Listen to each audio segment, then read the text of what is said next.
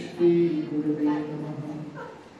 श्री चैतन्य मनोभीष्टं स्थापितं येन भूतले स्वयं रूपा कदा मह्यं ददाति स्वपदान्तिकं। वन्देऽहं श्रीगुरुं श्रीयुतपदकमलं श्रीगुरून् वैष्णवांश्च।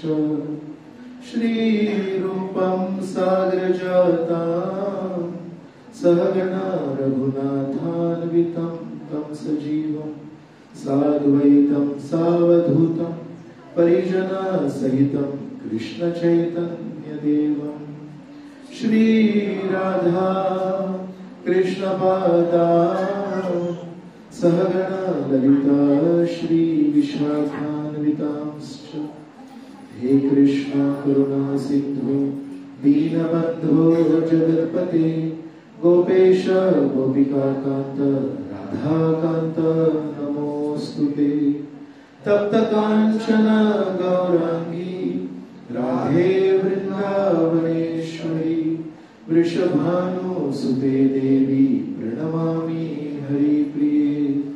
वाञ्छाकल्पतरुभ्यश्च कृपा सिन्धुभ्यैव च पतितानां पावनेभ्यो वैष्णवेभ्यो नमो नमः।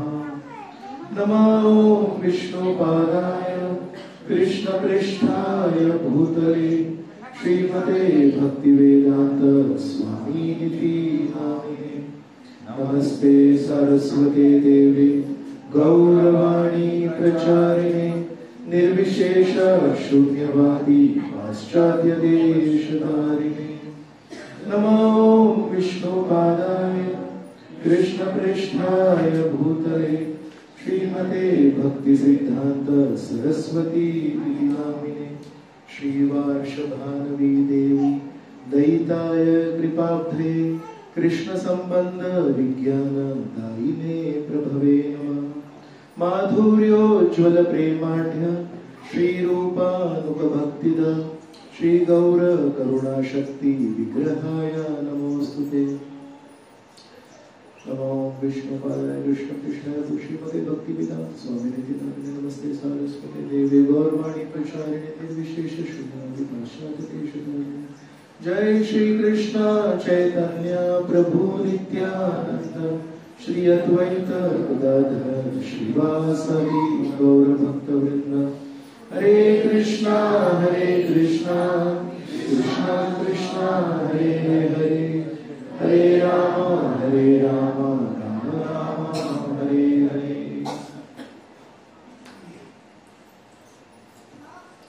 हरे कृष्ण। मागेपर्यंत आवाज येतोय?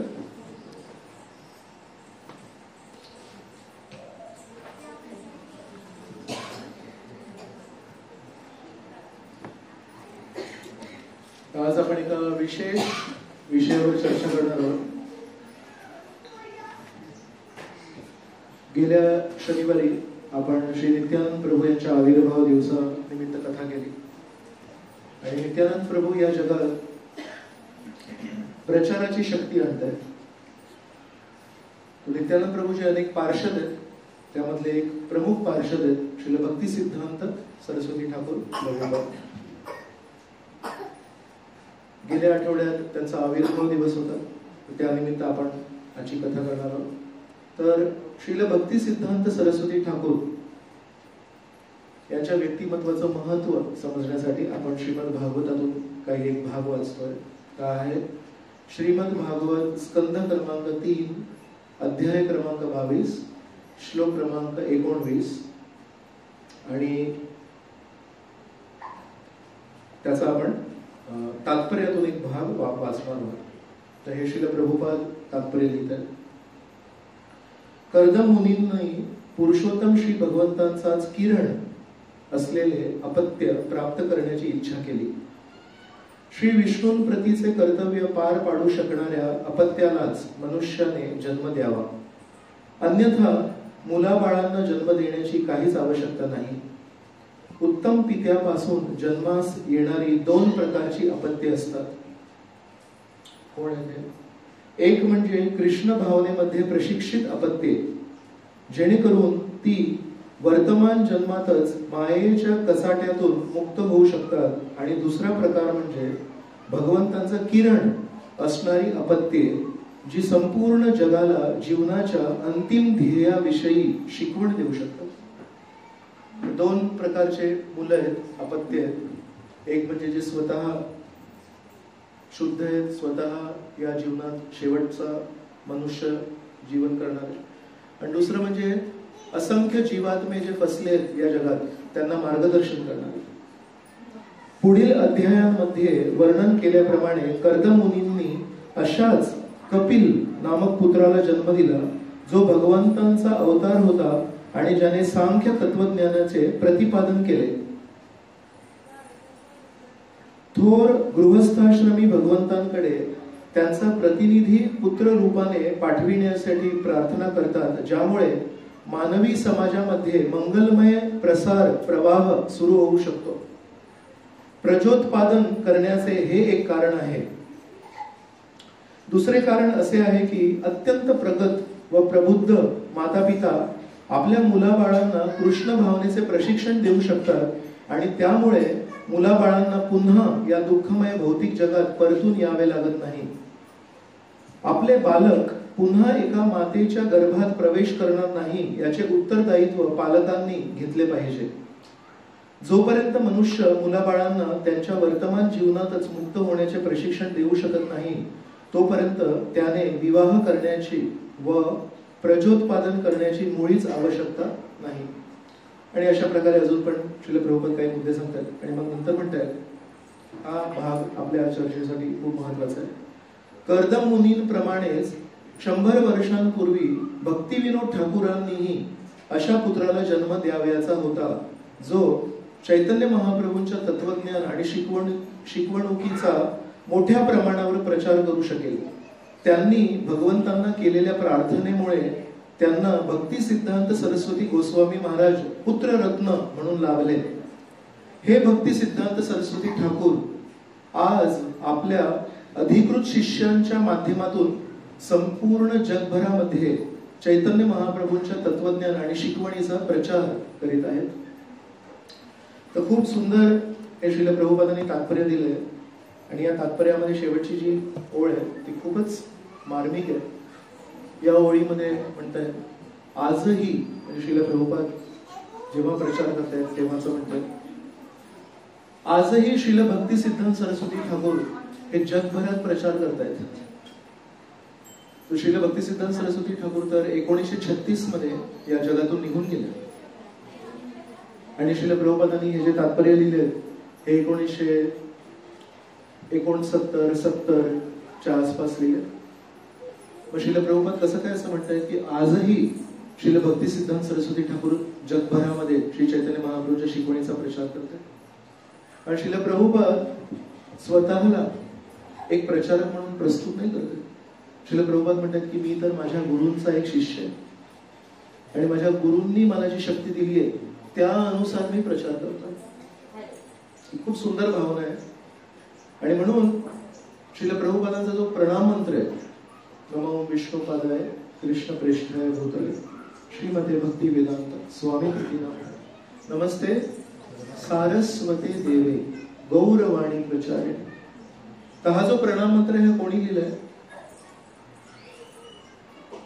एखाद्या गुरूंचा प्रणाम मंत्र त्यांचे शिष्य लिहितात. पण प्रभुपादांची एक अशी विशेष परिस्थिती आहे की श्रील प्रभुपादांनी आपल्या संस्कृती बाहेर प्रचार केला. तर हे तत्व की आपल्या गुरु महाराजांच्या स्तुतीमध्ये आपण एक श्लोक लिहिला पाहिजे. आपल्या गुरु महाराजांनी जे मुख्य कार्य केलं ते एका श्लोकामध्ये अर्पण केलं पाहिजे, ही समज पण त्यांच्या शिष्यांना नाही. आणि जर एखाद्या शिष्याने आपल्या स्वतःच्या गुरूंना जर नीट ओळखलं नाही आणि त्या गुरूंची नीट स्तुती केली नाही तर त्या शिष्याची प्रगती नाही होत. तर म्हणून खूप ही एक वेगळी गोष्ट आहे की हा जो प्रणाम मंत्र आहे श्रील प्रभुपादांचा, तो श्रील प्रभुपादांनी स्वतः लिहिला आहे. कारण तो जर प्रणाम मंत्र श्रील प्रभुपादांनी नाही लिहिला तर अजून कोणी लिहायला नाहीये उपलब्ध.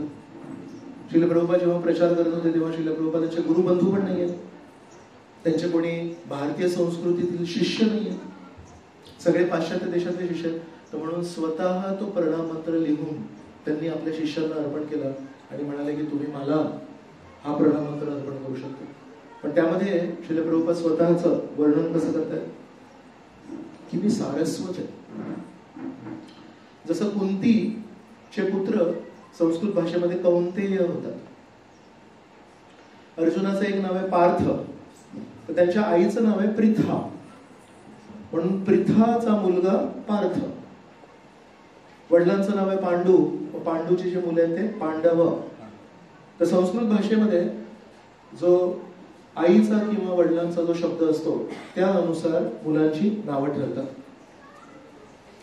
व्यास ऋषींचा वडिलांचं नाव आहे पराशर मुनी, तर म्हणून व्यास ऋषींचं एक नाव आहे पाराशार्य, पराशरांचा मुलगा. तसं सरस्वती जर वडिलांचं नाव आहे तर प्रभुपाद म्हणतायत माझं नाव आहे सरस्वती पुत्र, सरस्वतींचा शिष्य म्हणजे सारस्वत. अनेक वेळा आपण बघतो की भक्त जेव्हा प्रणाम अर्पण करतात श्रील प्रभुपादांना तेव्हा नमस्ते सरस्वती म्हणतात.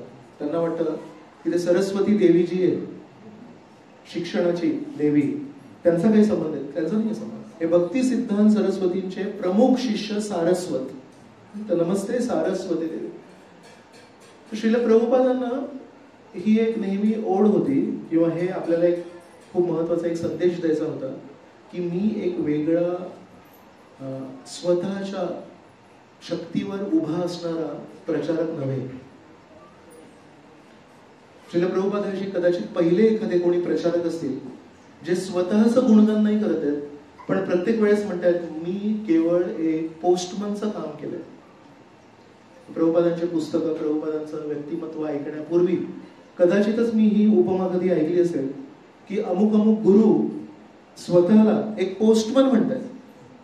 पण जेव्हा पहिल्यांदा मी श्रील प्रभुपादांकडून ऐकलं की माझा काही मोठेपणा नाहीये, माझ्यापर्यंत जे पत्र गुरु शिष्य परंपरेने पोहोचवून दिलं ते केवळ माझं एकच काम आहे, त्यामध्ये काही फेरबदल न करता, त्यामध्ये काही न जोडता किंवा त्यामधून काही न वजा करता मी तुमच्यापर्यंत ते पत्र पोहोचवून दिले.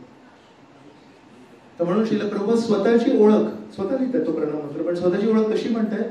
मी केवळ सरस्वती ठाकूर प्रभुपाद यांचा एक शिष्य आहे, मी सारस्वत आहे. एका कार्यक्रमामध्ये श्रील प्रभुपादांनी जेव्हा भगवद्गीतेवर विश्लेषण केलं तर त्या सभेतून एखादा माणूस उभा राहिला आणि म्हणाला स्वामीजी तुम्ही भगवद्गीतेवर जे काही समजवले, तुम्ही जे काही मांडलं ते सगळं रामानुजाचार्य म्हणून एक जे श्रेष्ठ आचार्य आहेत त्यांनी भगवद्गीतेवर जे काही स्पष्टीकरण दिलंय त्यापासून अभिन्न आहे. मग तुमचा काय मोठेपणा आहे त्याच्यात? म्हणून एका साधूचा मोठेपणा आजच्या जगात काय समजला जातो? आजपर्यंत अनेक साधूंनी भगवद्गीतेवर जे काही शिकवलंय त्याला सोडून तुम्ही काय मांडू शकता? तुम्ही काय नवीन करू शकता? तसं ऐकलंय मुंबईला वेगवेगळे प्रकारचे आईस्क्रीम असतात, तर साधारणपणे स्ट्रॉबेरी, व्हॅनिला, चॉकलेट हे सगळं ऐकलंय. आता इतक्यात मी असं ऐकलं की मुंबईला पाणीपुरीच्या टेस्टचा आईस्क्रीम मिळतो, तर तो आईस्क्रीम खाताना पाणीपुरीची टेस्ट येते. तर मी पण विचारलं की का, तर नाही तेच फ्लेवर घेऊन लोक कंटाळले आहेत, तर आता काहीतरी नवीन फ्लेवर पाहिजे, तर पाणीपुरी फ्लेवरचा आईस्क्रीम. म्हणजे असं काहीतरी विचित्र काही जर आपण नवीन काही फ्लेवर बनवला तर तो अजून फेमस होऊ शकतो. तर म्हणून या व्यक्तीचा विचारणा होता की आतापर्यंत अनेक साधूंनी भगवद्गीतेवर काय काय मांडलंय आणि तुम्ही जे मांडलंय ते तर रामानुजाचार्यांनी पण, तुमचं महत्व काय? तर श्रील प्रभुपादांनी खूप सुंदर उत्तर दिलं त्याला. तर श्रील प्रभुपादांच्या समोर टेबल होता, ते म्हणाले दॅट इज माय क्रेडिट. म्हणाले ती माझी विशेषता आहे की मी एक शब्द पण फेरबदल नाही केलाय, जसं आहे तसं तुमच्यापर्यंत पोहोचवलंय. तुमच्यातून काही मुलं किंवा काही आई वडील इथे राहत आहेत आणि कदाचित तुम्ही जर मुलगा असेल तर तुमचे आई वडील दुसऱ्या शहरात राहत असतील किंवा तुम्ही आई वडील आता तुमचे मुलं शिक्षणासाठी दूर कुठेतरी गेले असतील आणि 5-6 महिन्यापासून भेटू शकत नाहीत एकमेकांना, मग पत्र लिहिणार. मग विचार करा, तुम्ही तुमच्या आईला पत्र लिहिलं आणि ते पोस्टमननी उघडून वाचलं आणि त्याला त्याच्यातले काही वाक्य आवडले नाही आणि त्याने ते वाक्य खोडून टाकले आणि म्हणाला या मुलाला थोडी मराठी चांगली येत नाहीये, मी माझे वाक्य लिहितो आणि स्वतःचे काही वाक्य लिहिले. आणि आईने जर ते पत्र वाचलं आणि आईने जर हे म्हटलं, हे वाक्य तुझे नाही आहेत, तू असे वाक्य कधी लिहित? हो, मी हे पत्र पाठवलंच नाहीये, हा कागद माझा आहे, पण त्याच्यामधल्या 2 ओळी माझ्या ज्या लिहिल्या त्या खोडल्या आहेत, आणि 2 ओळी ज्या मी लिहिल्या नाहीत त्या पोस्टमध्ये लिहिल्या आहेत, तर ते पत्र नाही राहिलं. मग तसं परमेश्वराने पण भगवद्गीतेद्वारे आपल्या सर्वांना पत्र लिहिलंय. असं म्हणतात, आपण जेव्हा प्रार्थना करतो तेव्हा आपण परमेश्वराशी बोलतो, आणि जेव्हा परमेश्वर आपल्याला शास्त्र देतात तेव्हा परमेश्वर आपल्याशी बोलतात. म्हणून एक भक्त म्हणून संवाद म्हणतो ना, संवाद साधायचा असतो. एकेरी बोलणं केलं समजा कोणी, मी तुमच्या घरी आलो आणि तुम्हाला बोलूच देत नाहीये, 1 तास 2 तास 3 तास मीच बोलतोय, आणि तुम्ही म्हणाले थोडंसं बोलू का? नाही, तुम्ही नाही बोलायचं, फक्त मीच बोलणार. तर थोडं काहीतरी अयोग्य वाटत आहे. तसंच परमेश्वराशी जर संबंध जोडायचा असेल तर दोन्ही प्रकारचा संवाद पाहिजे. मी पण परमेश्वराशी बोलायला पाहिजे आणि परमेश्वराला पण बोलू द्यायला पाहिजे.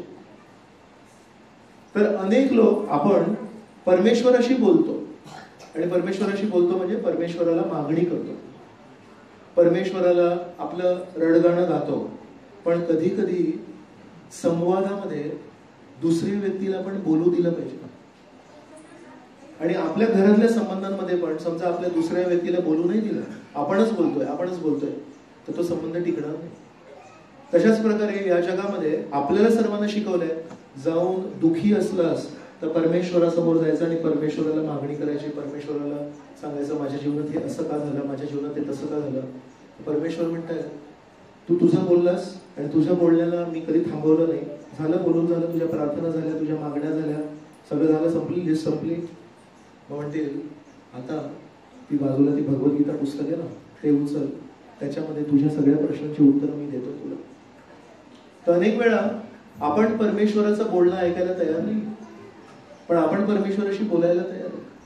आणि म्हणून जे लोक केवळ एकमार्गी संवाद करतात त्यांचा तो परमेश्वराशी संबंध नीट जोडत नाही.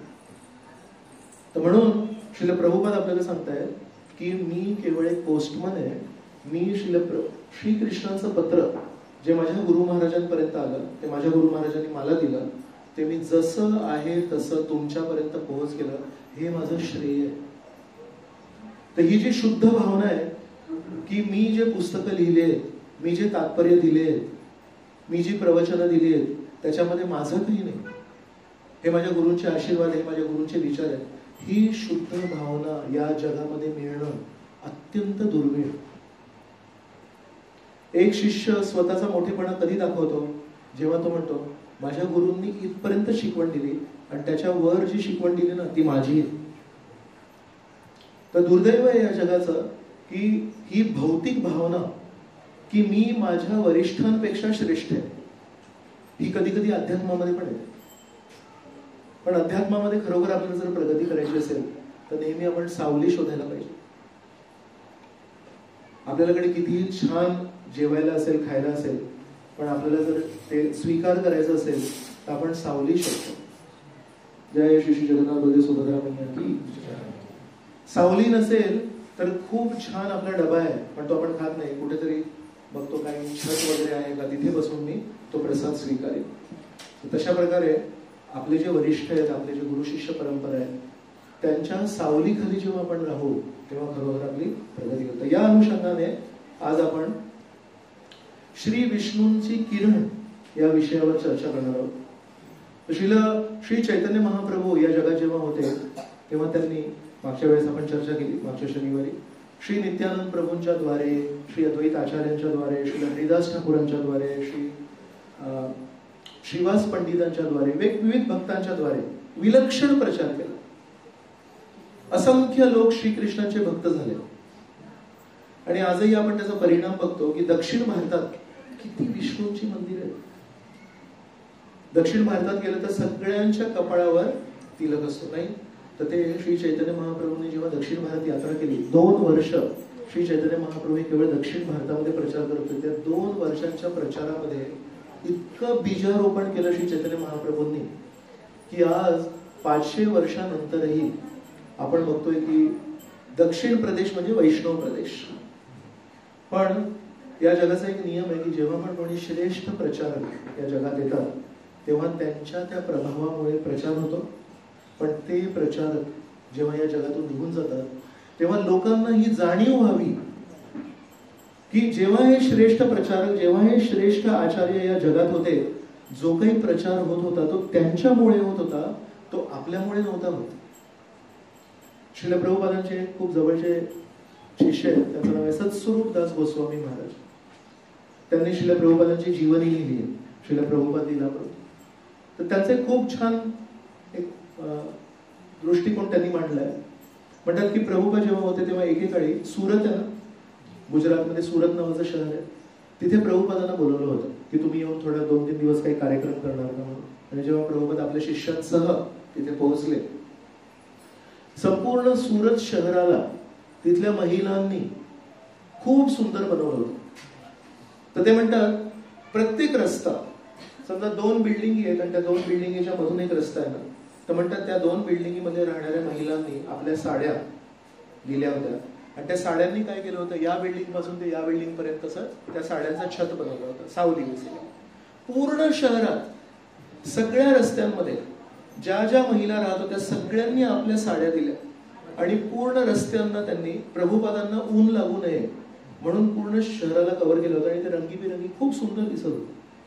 ते सत्स्वरूप महाराज म्हणतात जेव्हा प्रभुपाद पोहोचले तिथे, प्रभुपादांनी ते बघितलं, प्रभुपादांना इतका आनंद झाला, म्हणाले बरोबर त्यांनी छान स्वागत केलंय आपलं. तर तेव्हा सत्स्वरूप महाराज म्हणतात की जेव्हा आम्ही सुरत शहरामध्ये प्रवेश केला, रेल्वे स्टेशनवरून जेव्हा निघालो, तेव्हा तिथे एक बोर्ड लावला होता आणि त्या बोर्डवर लिहिलं होतं, सुरत शहर कृष्ण कृपा मूर्ती A.C. भक्तिवेदांत स्वामी प्रभुपाद आणि त्यांच्या शिष्यांचा स्वागत करीत आहे, जे जगभर कृष्ण भावनामृताचा प्रचार करत आहे. आणि श्री सत्स्वरूप महाराजांनी ते वाक्य वाचलं तेव्हा म्हणाले खूप छान. आणि नंतर काही वर्षांनी जेव्हा प्रभुपाद या जगातून निघून गेले तेव्हा या प्रचाराचा सर्व भार, या संस्थेचा सर्व भार त्यांच्या शिष्यांवर आला. प्रभुपादांचं वय काय होतं जेव्हा या जगातून गेले? 79. आणि बाकी शिष्यांचं वय किती असेल? तसे सर्वात वरिष्ठ शिष्य होते, सिनियर शिष्य, त्यांचं वय होतं 26, 27, 28. आणि अधिकांश शिष्यांचं वय असेल 22, 23 वगैरे. तर म्हणजे अधिकांश जे संन्यासी होते त्यांचं पण वय होतं 27, 28.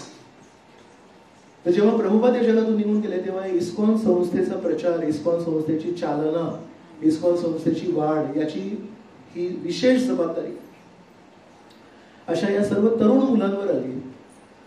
तर भौतिक दृष्टीने जर बघितलं तर एक म्हातारे व्यक्ती होते, 79 वय होतं, किती करतील. आणि आता ही एक मोठी सेना आहे तरुणांची, तरुणींची. शरीर तरुण आहे, डोळे स्पष्ट बघू शकतात, इत्यादी इत्यादी. पण पवित्रता आहे का तशी? प्रभुपादासारखी पवित्रता आहे? तो म्हणाले प्रभुपाद या जगातून निघून गेले त्यानंतर तो जो इस्कॉन संस्थेचा जो गोवर्धन पर्वत आहे तो असा पूर्ण आमाशावर पडला. तर जेव्हापर्यंत श्रीकृष्ण होते तेव्हा श्रीकृष्णांनी एका बोटावर गोवर्धन पर्वत धरलं होतं आणि सर्व गोप आणि गोपिका हे त्या गोवर्धन पर्वताच्या खाली होते. त्यांना जाणवलंही नाही की हे गोवर्धन पर्वत कसं उभे आहे. पण तेव्हा जर श्रीकृष्णांनी ते बोट काढलं असतं तर ते पूर्ण गोवर्धन पर्वत हजारो लाखो गोप आणि गोपिकांवर आलं असतं, त्यांच्याद्वारे उचललं गेलं असतं. मग तसं म्हणतात जेव्हा श्रील प्रभुपाद या जगातून गेले तेव्हा मला लक्षात आलं की श्रील प्रभुपादांनी गोवर्धन पर्वत उचललं होतं आणि आम्ही फक्त तिथे उभे होतो आणि आम्हाला असं कधी कधी वाटत होतं की आम्ही पण प्रचार करतोय. तर तेव्हा म्हणतात तो बोर्ड मला आठवला की तिथे लिहिलं होतं, सुरत शहर A.C. भक्तिवेदांत स्वामी श्रील प्रभुपाद आणि त्यांच्या शिष्यांचं स्वागत करत आहे, जे पूर्ण जगात प्रचार करतायत. तर तेव्हा असं सत्स्वरूप महाराज म्हणतात प्रभुपाद या जगातून गेल्यानंतर जे काही साक्षात्कार झाले आम्हाला, त्याच्यानंतर असं वाटलं की इतिहासात जाऊन तो बोर्ड बदलायला पाहिजे होता. तिथे लिहायला पाहिजे होतं, सुरत शहर A.C. भक्तिवेदांत स्वामी श्रील प्रभुपादांचं स्वागत करतायत, जे जगभर प्रचार करतायत आणि त्यांचे शिष्य त्यांच्या पाठीमागे चाललेत. तर म्हणाले आम्ही प्रचार नाही केला कधी, प्रभुपादच प्रचार करत होते, पण आम्हाला असं वाटत होतं की आम्ही पण प्रचार करतो. तर हे जे श्रील प्रभुपाद आहेत हे असं म्हणतायत या तात्पर्यामध्ये की आजही श्रील भक्ती सिद्धांत सरस्वती जगभर प्रचार करतात. तर ही जी नम्रतेची भावना आहे ना, ही खूपच गोड भावना आहे.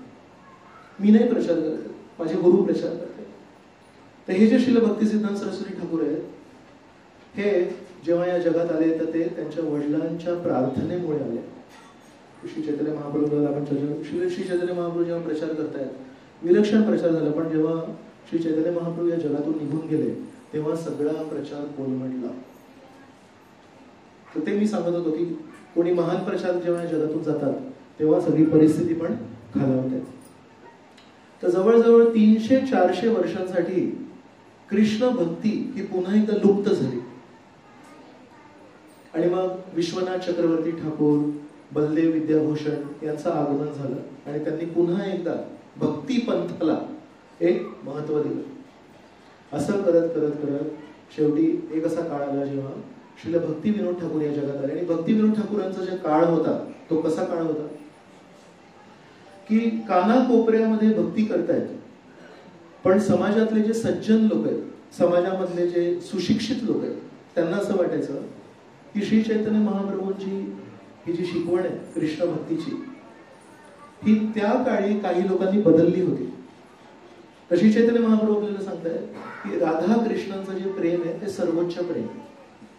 आणि काही लोकांनी काय केलं, त्या राधा कृष्णांच्या प्रेमाला एक भौतिक स्वरूप दिलं आणि प्रवचनांमध्ये वगैरे असं सांगत होते की एका स्त्री पुरुषाचं जे आकर्षण आहे ते त्या राधाकृष्णाच्या प्रेमाचं प्रतीक आहे. तर राधाकृष्णाचं जे प्रेम आहे हे आध्यात्मिक स्तरावर आहे. राधाकृष्ण हे सच्चिदानंद आहे. आपलं हे जे जड शरीर आहे याचे जे संबंध आहेत ते सच्चिदानंद संबंध नाही. पण म्हणतात ना की कोणी योग्य व्यक्ती नसेल समजून द्यायला तर मग कोणीही व्यक्ती काहीही चुकीची शिकवण देऊ शकतो. तर श्री चैतन्य महाप्रभू नंतर अनेक अशा लोकांनी श्री चैतन्य महाप्रभूंच्या शिकवणीला वेगळं स्वरूप दिलं, विकृत स्वरूप दिलं. आणि ते विकृत स्वरूप बघून समाजातले सुशिक्षित लोक म्हणायला लागले वैष्णव धर्म म्हणजे स्त्री पुरुषांच्या संबंधाचा धर्म. खरं तर श्री चैतन्य महाप्रभूंच्या जीवनात जर आपण बघितलं तर श्री चैतन्य महाप्रभू हे संन्यासी आहेत आणि जर त्यांना कुठेही असा गंध लागला असता तर त्यांनी ते स्वतः केला नसतं. श्री चैतन्य महाप्रभूंच्या स्वतःच्या ज्या काही शिष्या होत्या, म्हणजे महिला शरीरामध्ये जे काही शिष्य होते, शिष्या म्हणतात त्याला, ते होते, ते पण श्री चैतन्य महाप्रभूंना दुरून नमस्कार करायचे. ते कधी श्री चैतन्य महाप्रभूंच्या जवळ येऊ नाही शकले. त्यांच्या शिकवणींमध्ये स्त्री पुरुषांच्या संबंधांना कसा काय वाव असू शकतो. पण जर योग्य प्रचारक नसतील तर मग अशा प्रकारच्या चुकीच्या धारणा समाजात पसरतात. त्यामुळे प्रतिष्ठित लोक हे राधाकृष्णांच्या भक्तीपासून दूर जायचे. कुठे नगर संकीर्तन बघितलं, कुठे हरे कृष्ण महामंत्राचं संकीर्तन बघितलं, लोकांना वाटायचं हे काहीतरी चुकीचं होत आहे, आपल्याला याच्यात सामील नाही व्हायचं, आपल्या याच्यात सहभागी नाही व्हायचं. तर तेव्हा भक्ती विनोद ठाकूरांनी विचार केला, मला श्री चैतन्य महाप्रभूंच्या शुद्ध शिकवणीला समाजामध्ये प्रतिष्ठा प्रदान करायची. आज लोक तुच्छ नजरेने बघतायत राधाकृष्णांच्या भक्तीला, पण मला त्याचं जे मूळ स्थान आहे ते द्यायचं. स्वतः त्यांनी अनेक प्रयत्न केले पण त्यांना वाटलं मला मदतीची गरज आहे. तर तेव्हा त्यांनी परमेश्वराला प्रार्थना केली, हे परमेश्वर, मला श्री विष्णूंचा एक किरण जर तू प्रदान केलास. या तात्पर्य होतं की कर्दमुनी हे परमेश्वराला विनंती करतायत की तुम्ही तुमचा एक किरण मला पुत्र रूपात द्या. आणि मग त्यांना कपिल ऋषी प्राप्त झाले. तसं भक्ती विनोद ठाकूरांनी पण प्रार्थना केली की मला श्री विष्णू तुमचा एक किरण द्या. आणि त्या प्रार्थनेला प्रतिसाद देण्यासाठी श्री भक्ती विनोद ठाकूरांच्या घरी 6 फेब्रुवारी 1874 या दिवशी कृष्ण पक्षाची पंचमी या दिवशी, या तिथीला दुपारी 3:30 वाजता ओरिसामध्ये जगन्नाथपुरी या पवित्र ठिकाणी त्यांची पत्नी होती श्री भगवती देवी. तर भक्ती विनोद ठाकूर आणि त्यांची पत्नी भगवती देवी, त्या दोघांना 4था पुत्र प्राप्त झाला आणि त्याचं नाव त्यांनी ठेवलं बिमल प्रसाद. तर जगन्नाथपुरीचं जे मंदिर आहे, त्या जगन्नाथपुरीच्या मंदिरामध्ये अनेक छोटी छोटी मंदिर आहेत. तर त्यामध्ये एक बिमला देवीचं मंदिर आहे. तर बिमला देवी कोण आहे? त्यांच्या अंतरंग शक्ती. श्रीकृष्णांच्या 2 प्रकारच्या शक्ती आहेत. एक आहेत आध्यात्मिक शक्ती आहे आणि एक आहेत बहिरांग शक्ती किंवा भौतिक शक्ती. तर अंतरंग शक्ती अनेक आहेत. तर त्या अंतरंग शक्ती अनेक ज्या आहेत त्यामधल्या एक आहेत बिमला देवी. तर बिमला देवीचं मंदिर आहे तिथे. म्हणून यांना जेव्हा हा पुत्र प्राप्त झाला तेव्हा भक्ती विनोद ठाकूरांनी विचार केला की माझ्या या मुलाला मला असं बघायचंय की ही परमेश्वराची कृपा आहे, म्हणून त्याला विमल प्रसाद नाव दिलं. तर हा जो मुलगा जेव्हा जन्मला तेव्हा जन्मताच त्याची जी नाळी असते, जन्म घेताना पोटातून नाळी असते, तर ती नाळी अशी त्याला छातीला अशी होती, जसं ब्राह्मण लोक एक उपवीत घालतात अशा प्रकारे. तर मग जेव्हा जन्म घेतला तेव्हा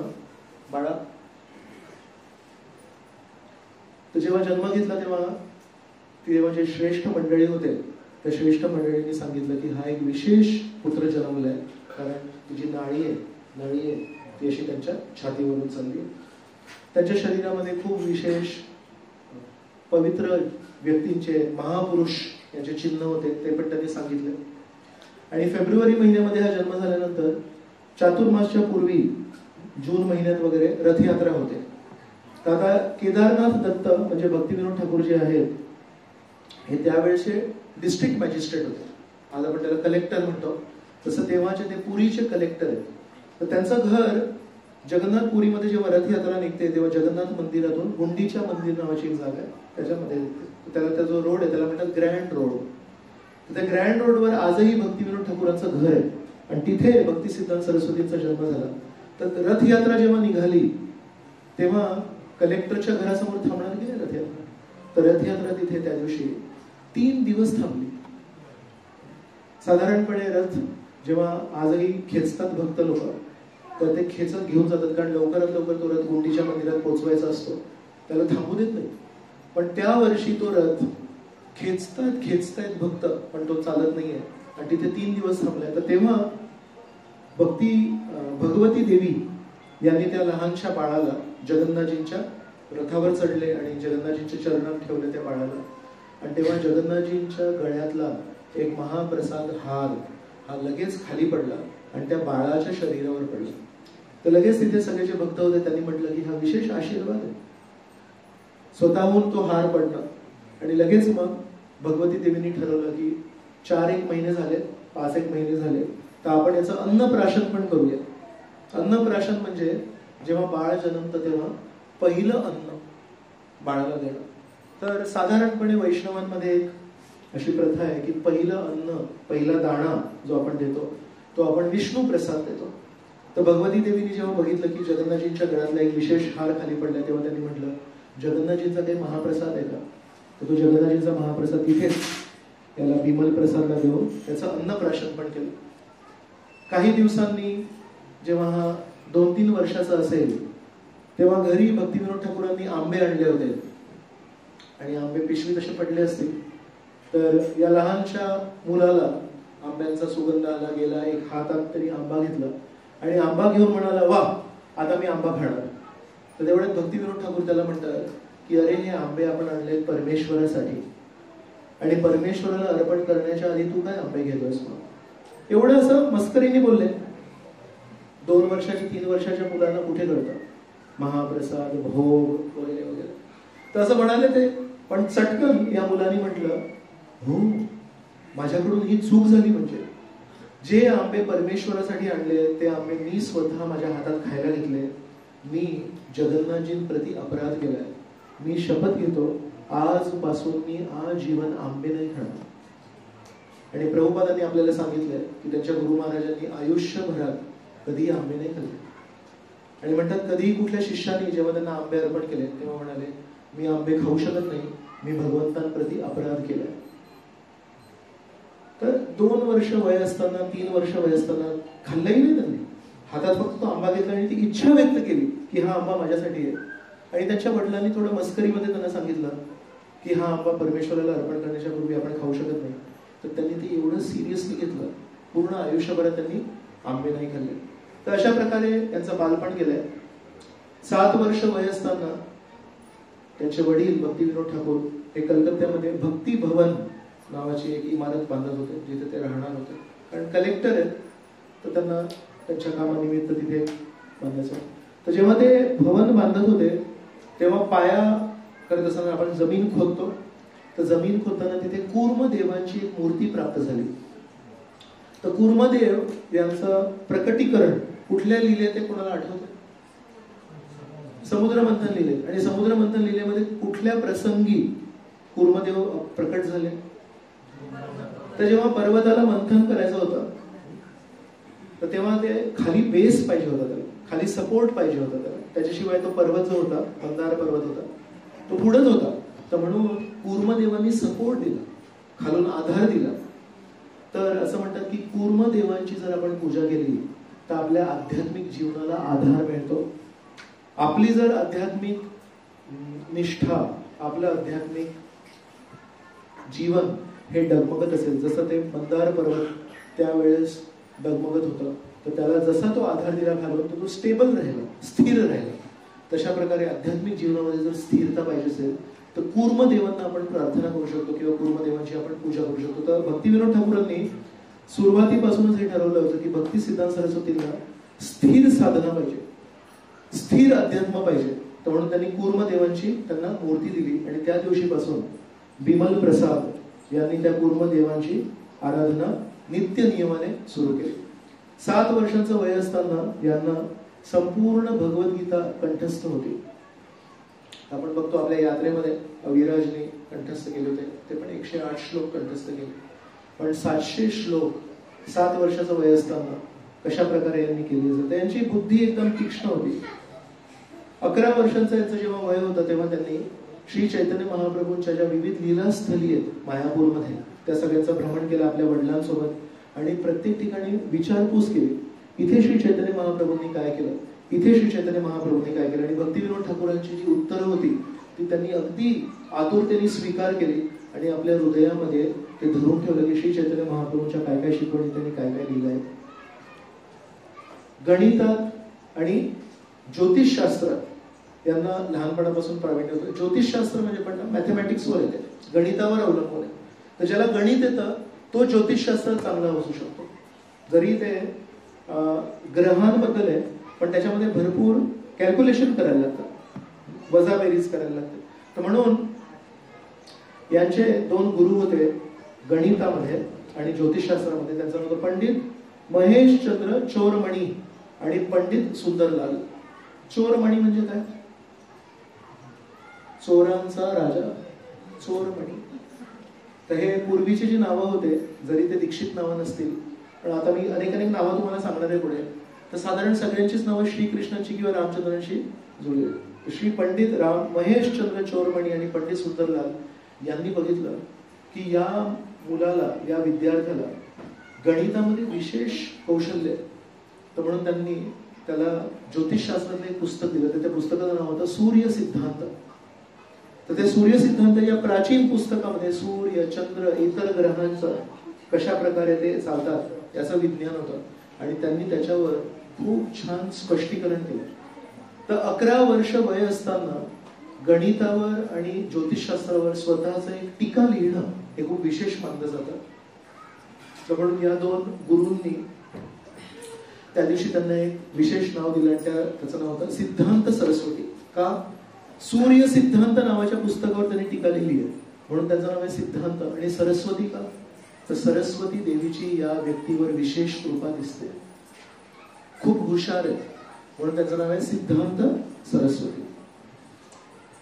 त्यांनी त्यावेळेस भक्तिविनोद ठाकूरांची एक संस्था होती. भक्तिविनोद ठाकूरांनी एक संस्था स्थापित केली होती, त्याचं नाव होतं विश्व वैष्णव राजसभा. तर भक्तिविनोद ठाकूरांचं तेव्हाच एक मनात होते की पूर्ण वैश्विक स्तरावर वैष्णव धर्माचा प्रचार व्हावा. तर ही सभा त्यांनी स्थापित केली आणि त्यामध्ये रूप गोस्वामींनी रचित भक्ती रसामृत सिंधू या पुस्तकावर भक्तिविनोद ठाकूर प्रवचन करायचे आणि तेव्हा भक्ती सिद्धांत सरस्वती त्या सर्व प्रवचनांना एकदम लक्षपूर्वक ऐकायचे. त्यांचं स्वतःचं जे एक लाडकं किंवा आवडीचं जे पुस्तक होतं ते होतं नरोत्तम दास ठाकूर लिखित प्रेम भक्ती चंद्रिका. तर प्रेम भक्ती चंद्रिका हे जे पुस्तक आहे, नावाने असं वाटतंय की केवळ याच्यामध्ये प्रेम लिहिलं असतील की काय राधाकृष्णाच्या, पण प्रेम भक्ती चंद्रिका म्हणजे प्रेम मार्ग जो आहे, भक्तीचा जो मार्ग आहे त्याच्यावर प्रकाश टाकणारी चंद्रिका आहे ती. म्हणजे भक्ती मार्गात काय योग्य आहे, भक्ती मार्गात काय अयोग्य आहे, भक्ती मार्गासाठी काय अनुकूल आहे आणि भक्ती मार्गासाठी काय प्रतिकूल आहे, ह्या सगळ्या गोष्टींचं विश्लेषण नरोत्तमदास ठाकूरांनी प्रेम भक्ती चंद्रिकामध्ये केलंय. तर हे जे पुस्तक होतं हे भक्ती सिद्धांत सरस्वतीचं खूप आवडतं पुस्तक होतं आणि नेहमी स्वतःसोबत ठेवायचे. जेव्हा शाळेत जायचे तेव्हा शाळेमध्ये शाळेच्या पुस्तकांचा त्यांनी अभ्यास कमी केला आणि या सगळ्या तत्वज्ञानावर आधारित, भागवतावर आधारित जे पुस्तक होते त्यांचा अभ्यास केला. पण जेव्हा केव्हा शिक्षक त्यांना काही प्रश्न विचारायचे तेव्हा पटकन उत्तर पण द्यायचे. तर इतर मित्रांना प्रश्न पडायचा की हे पुस्तकं वाचतात कधी? नेहमी नरोत्तमदास ठाकूरांची पुस्तकं वाचतायत, भजन गातायत, आपल्या वडिलांकडून भक्ती रसामृत सिंधूवर प्रवचन ऐकतायत, पण तरी शाळेतल्या प्रत्येक विषयावर त्यांना प्रावीण्य होतं. मग एकदा या ज्योतिषशास्त्रावर एक खूप मोठे पंडित होते, त्यांचं नाव होतं पंडित पंचानन साहित्य आचार्य. तर यांनी विचार केला, हा 11 वर्षाचा मुलगा काय जगाला शिकवतोय, ज्योतिषशास्त्र काय. मी अनेक वर्षांपासून खूप मोठे विद्वान पंडित आहे. तर एक दिवशी या दोघांचा एक वाद स्पर्धा झाली आणि त्या वाद स्पर्धेमध्ये 11 वर्षांच्या बिमल प्रसादने एवढे छान मुद्दे मांडले आणि एवढ्या मोठ्या त्या पंडिताला पराजय दिला. तर असं लिहिलंय इतिहासामध्ये की त्यांना तो इतका धक्कादायक बसला की त्यांना स्वतःचा नैसर्गिक क्रिया आवरू शकले नाही.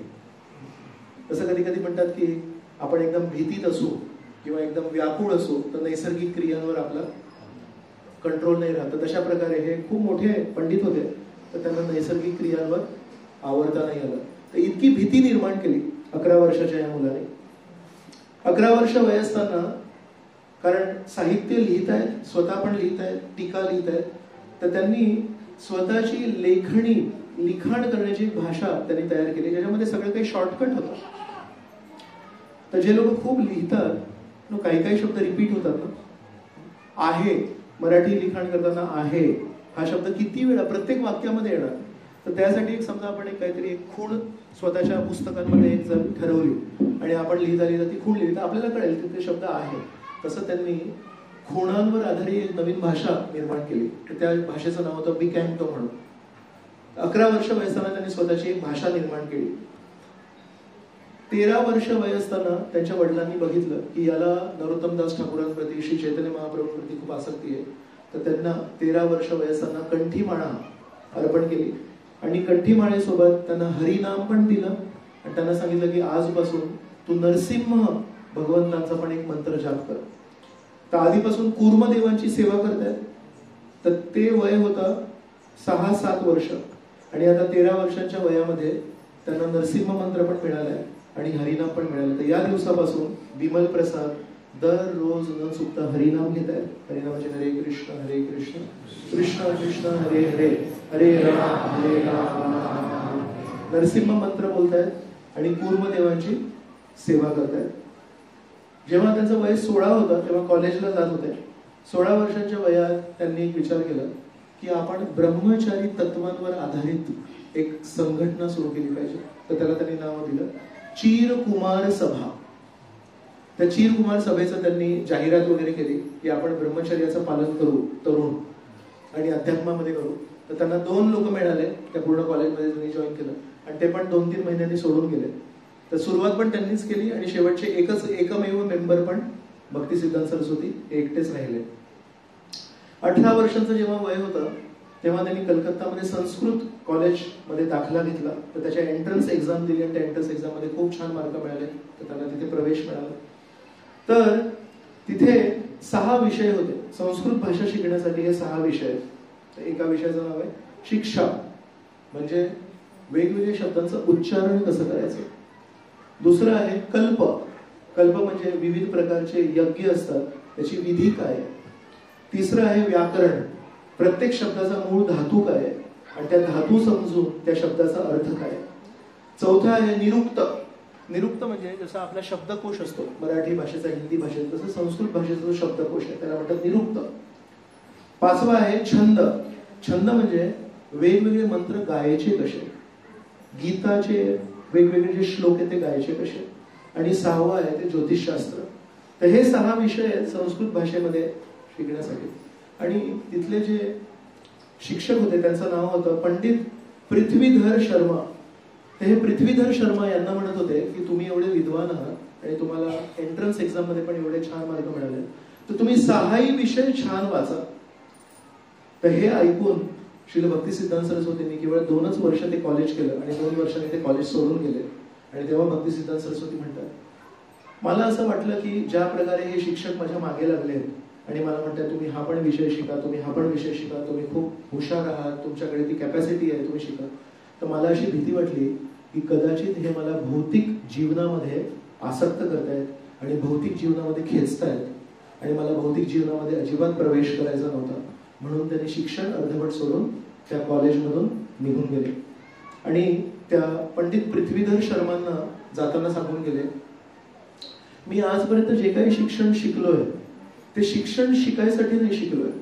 म्हणाले श्री चैतन्य महाप्रभूंच्या शिकवणी आहेत, त्या शिकवणी मला जगभर प्रचार करण्यासाठी जे काही शिक्षण गरजेचं आहे ते शिक्षण मी शिकलो. तर माझा हेतू एकच आहे, श्री चैतन्य महाप्रभूंच्या शिकवणी मला जगभर प्रचार करायचे. अशा प्रकारे हे तिथून बाहेर पडले. तर वय 21 होतं, 18 वर्षांचं वय असताना त्यांनी कॉलेज जॉईन केलं. 3 वर्षांनी 21 वय असताना कॉलेज सोडलं. त्यानंतर 2 वर्षांनी जेव्हा त्यांचं वय 23 आहे तेव्हा त्यांनी संस्कृत सोडलं. कॉलेज सोडल्यानंतर मग कलकत्त्यामध्ये स्वतःची एक छोटी पाठशाळा सुरू केली. तर त्याचं नाव होतं सरस्वती चतुष्पाठी. स्वतःचं नाव सरस्वती आहे म्हणून चतुष्पाठी म्हणजे छोटी शाळा. आणि त्या छोटी शाळेमध्ये ते विविध विषय शिकवू लागले. तर विचार करा, यांनी शाळा सुरू केली आहे त्यांचं वय जेव्हा 23 होतं तेव्हा. तर खूप हुशार आहेत. काहीच महिन्यांनी त्यांनी ती पण शाळा बंद केली, कारण त्यांना वाटलं की त्या शाळेमध्ये पण वेगवेगळे भौतिक विषय शिकवताना कदाचित त्यांची भौतिक विषयांप्रती आसक्ती वाढू शकते. या दरम्यान त्यांनी हे ऐकलं की वर्षामध्ये 4 महिने खूप महत्वाचे असतात, चातुर्मास ज्याला आपण म्हणतो, पावसाळ्याचे 4 महिने. आणि या 4 महिन्यामध्ये आपण तपस्या केली पाहिजे. तर तेव्हा ते काय तपस्या करायचे, दिवसातून केवळ एकदा जेवण करायचे. आणि ते जेवण म्हणजे पण काय, तर केवळ भात हा तुपामध्ये थोडा शिजवायचा आणि त्या भाताला एका ताटलीत टाकायचं आणि ती ताटली जमिनीवर ठेवायची. आणि गाय कसं खाते, गाय अशी वाकून जिभेनी चाटून खाते.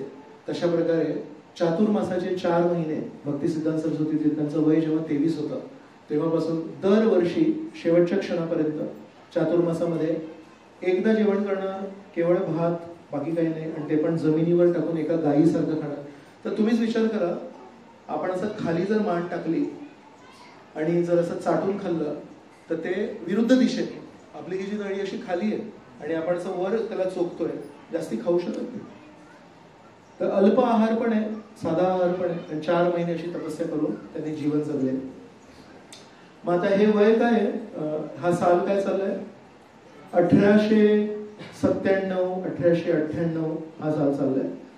1898 मध्ये बनारस, प्रयाग आणि गया हे जे पवित्र ठिकाण उत्तर भारतामध्ये, तिथे त्यांनी बघितलं आणि तिथले वेगवेगळे जे धार्मिक स्थान होते त्यांची माहिती गोळा केली. त्यानंतर एक प्रसंग येईल तिथे याचा एक संबंध आहे म्हणून सांगतोय. तर बनारसमध्ये जे वेगवेगळे स्थान आहेत त्याचं काय काय महत्व आहे.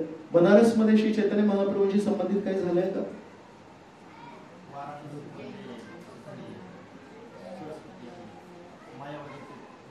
सनातन गोस्वामींना जी शिकवण दिली ती दिली बनारसमध्ये. आणि श्री चैतन्य महाप्रभूंनी श्री रूप गोस्वामींना जी शिकवण दिली ती दिली प्रयागमध्ये. तर म्हणून बनारस आणि प्रयाग हे श्री चैतन्य महाप्रभूंच्या अनुयायांसाठी खूप महत्वाचे स्थान आहे. आणि गया हे ठिकाण श्री चैतन्य महाप्रभूंसाठी का विशेष आहे, गयाला जाण्यापूर्वी श्री चैतन्य महाप्रभू एका साधारण गर्विष्ठ विद्वानासारखे वागत होते.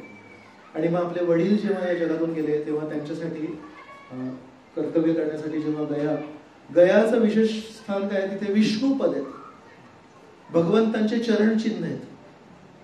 तर तिथे जाऊन आपल्या वडिलांप्रती जेव्हा आपण शेवटचे करतो तेव्हा आपल्या वडिलांना भगवंतांचे चरण प्राप्त होतात. तर म्हणून श्री चैतन्य महाप्रभू एका आदर्श सुपुत्राचं कर्तव्य पालन करता आपल्या वडिलांसाठी कर्तव्य करण्यासाठी गयाला गेले. आणि त्या गयाला श्री ईश्वरपुरींशी भेटले.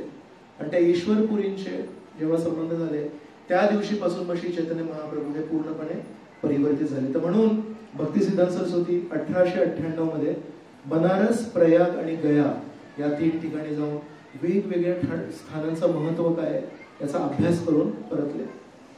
मग या दरम्यान त्रिपुरा नावाचा जो प्रदेश आहे तिथले जे राजे आहेत त्यांनी पण त्यांना काही सेवा दिल्या. त्या सेवा त्यांनी केल्या, पण मग काही वर्षांनी त्या सेवा सोडल्या आणि मग विचार करत आहेत की आता मला थोडं आध्यात्मिक मार्गाकडे वळलं पाहिजे.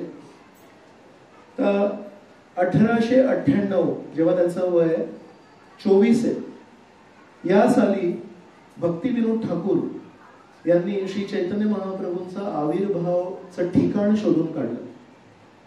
तर या सालाच्या आधी 1898च्या आधी खूप मोठा एक वाद होता की श्री चैतन्य महाप्रभूंचा आविर्भाव या जगात झाला कुठे.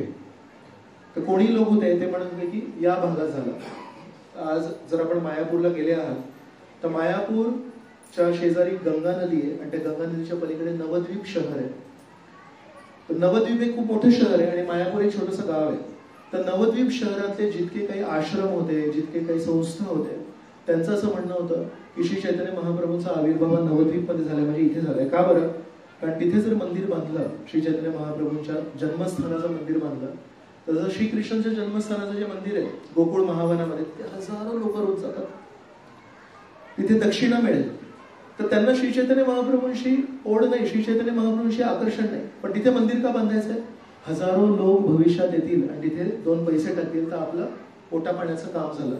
पण भक्तिविनोद ठाकूरांनी त्याला नाकारलं. भक्तिविनोद ठाकूरांनी खूप त्याच्यावर संशोधन केलं, जुने जुने नकाशे शोधून काढले आणि त्यांनी शोधून काढलं की गंगा नदीचा प्रवाह 500 वर्षापूर्वी वेगळा होता आणि आज वेगळा आहे. तर मग त्यानुसार विचार करत होते की आज असं वर्णन आहे की गंगा नदीच्या पूर्वेकडे श्री चैतन्य महाप्रभूंचा जन्म झालाय, पण पूर्वीकडे आता तो जो स्थान आहे तो नवद्वीप शहर आहे आणि तिथे भक्तिविनोद ठाकूरांना वाटत होतं की तिथे नाही. मग आज ऍक्च्युली गंगा नदीच्या पश्चिमेकडे आपण जातो तेव्हा तिथे योगपीठ आहे, श्री चैतन्य महाप्रभूंचा आविर्भाव स्थान, पण ते वर्णनाप्रमाणे गंगा नदीच्या पूर्वीकडे, म्हणून लोक त्याचा गैरफायदा घेत होते. पण एकदा भक्तिविनोद ठाकूर आपल्या घरात उभे होते आणि त्यांनी मध्यरात्री बघितलं की समोर त्यांना एका ठिकाणाहून खूप असं विलक्षण प्रकाश येताना दिसलं. तर मध्यरात्री त्या गावातल्या जंगलामध्ये असा जर खूप मोठा प्रकाश आकाशात येतोय म्हणजे काहीतरी विशेष आहे. तर दुसऱ्या दिवशी सकाळी भक्तिविनोद ठाकूर जेव्हा तिथे गेले तेव्हा ज्या ठिकाणाहून प्रकाश येत होता तिथे बघितलं तिथे खूप मोठं तुळशीचं वन होतं. तर जंगलाच्या मधोमध, बाकीच्या झाडांच्या मधोमध तिथे तुळशीचं वन कसं काय? आणि त्याच्या शेजारी दुसऱ्या धर्माच्या लोकांचं एक गाव होतं, तर त्याचं नाव होतं मियापूर. तर मग भक्तिविनोद ठाकूरांना एक लक्षात आलं की मला मध्यरात्री प्रकाश दिसलं. इथे जेव्हा मी संशोधन करायला आलो तेव्हा तिथे मला तुळशीचं वन दिसलं आणि इथल्या शेजारच्या गावाचं नाव आहे मियापूर. त्याच्यावरून त्यांनी थोडा तर्क लावला की कदाचित 500 वर्षापूर्वी या गावाचं नाव असेल मायापूर, पण अपभ्रंश होतो. पण तरी पण तर्क लावून आपण हे सगळं सिद्ध करू शकत नाही. तर त्यासाठी काय करायला लागेल? तर म्हणाले कुठल्या तरी एका शुद्ध भक्ताला बोलवायला लागेल. मग त्या काळचे एक शुद्ध भक्त होते जगन्नाथदास बाबाजी महाराज. तर जगन्नाथदास बाबाजी महाराज यांचं वय त्या काळी होतं 144 वर्ष आणि त्यांचा एक सेवक होता, त्याचं नाव होतं बिहारी. तर बिहारी जगन्नाथदास बाबाजी महाराजांना कसं सांभाळायचा? जसं भाजी विकणारे माताजी असतात, एक टोपली असते माहिती आहे, त्याच्यात भाजी विकतात. तर त्या बिहारीच्या डोक्यावर नेहमी एक टोपली असायची आणि त्या टोपलीमध्ये श्रील जगन्नाथदास बाबाजी महाराज असायचे. आणि ते इतके दुर्बळ झाले होते वयामुळे, हलू शकत नाही, बोलू शकत नाही, चालू शकत नाही आणि त्यांच्या ज्या पापण्या होत्या ना डोळ्यावरच्या त्याही ते वर करू शकत नव्हते, एवढं त्यांचं शरीर दुर्बळ झालं होतं. तर जेव्हा कोणी दर्शन घ्यायला यायचे जगन्नाथदास बाबाजी महाराजांचं तेव्हा बिहारी काय करायचा? बिहाराची सेवा होती, त्या बाबाजी महाराजांच्या पापण्या अशा वर धरून ठेवायचा आणि तेवढ्या काळापुरती संवाद साधायचे आणि नंतर पापण्या सोडले की पापण्या परत खाली. तर या जगन्नाथदास बाबाजी महाराजांना भक्तिविनोद ठाकूर त्या ठिकाणी घेऊन आले आणि तिथे जेव्हा आले तेव्हा जगन्नाथदास बाबाजी महाराजांनी त्या स्थानाचा अनुभव करून त्या टोपलीतून उडी मारली. ज्यांच्या पापण्या पण हलत नाही त्यांनी उडी मारली आणि ऐ तो निमाई जन्मभूमी, ऐ तो निमाई जन्मभूमी म्हणून त्यांनी कीर्तनामध्ये आपण कधी कधी उड्या मारतो माहिती आहे शोधून, तशा जगन्नाथदास बाबाजी महाराजांनी उड्या मारायला सुरुवात केली आणि जगन्नाथदास बाबाजी महाराजांचा पायाचा जो तळवा आहे तो भक्तिविनोद ठाकूरांनी बघितला. तर एवढ्या उंच जगन्नाथदास बाबाजी महाराज एक उडी मारत होते आणि म्हणाले हीच निमाई जन्मभूमी आहे. तर जरी भौतिक पुरावे होते, तुळशीचं वन होतं, प्रकाश होता, मियापूर नावाचं गाव होतं, पण शेवटी शुद्ध भक्त जेव्हा म्हणतात की हे बरोबर आहे, त्या आधारावर भक्तिविनोद ठाकूरांनी तिथे ते योगपीठ स्थापित केलं, जिथे आपण आजही जाऊ शकतो आणि ते श्री चैतन्य महाप्रभूंचं जन्मस्थान आहे. तर हे जेव्हा जन्मस्थान शोधलं भक्तिविनोद ठाकूरांनी, तर ते साल आहे 1998. तर जेव्हा हे स्थापित केलं तर तेव्हा जगन्नाथदास बाबाजी महाराज आले. तर जगन्नाथदास बाबाजी महाराज म्हणाले आम्ही आता इथेच राहणार. आणि त्याच्या पाठोपाठ एक गौर किशोरदास बाबाजी महाराज होते. तर बाबाजी म्हणजे काय, संन्यासानंतर वैराग्य अजून जर वाढत असेल तर त्याला म्हणतात बाबाजी. आपल्यासाठी संन्यासच खूप मोठी गोष्ट आहे.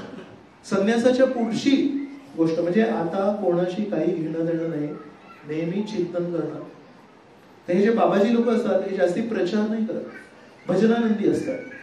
ते इतक्या शुद्ध अवस्थेवर आहेत की परमेश्वराशी एका अर्थाने चिंतनामध्ये, परमेश्वराच्या आठवणीमध्ये, परमेश्वराच्या स्मरणामध्ये एक रूपच होतात ते.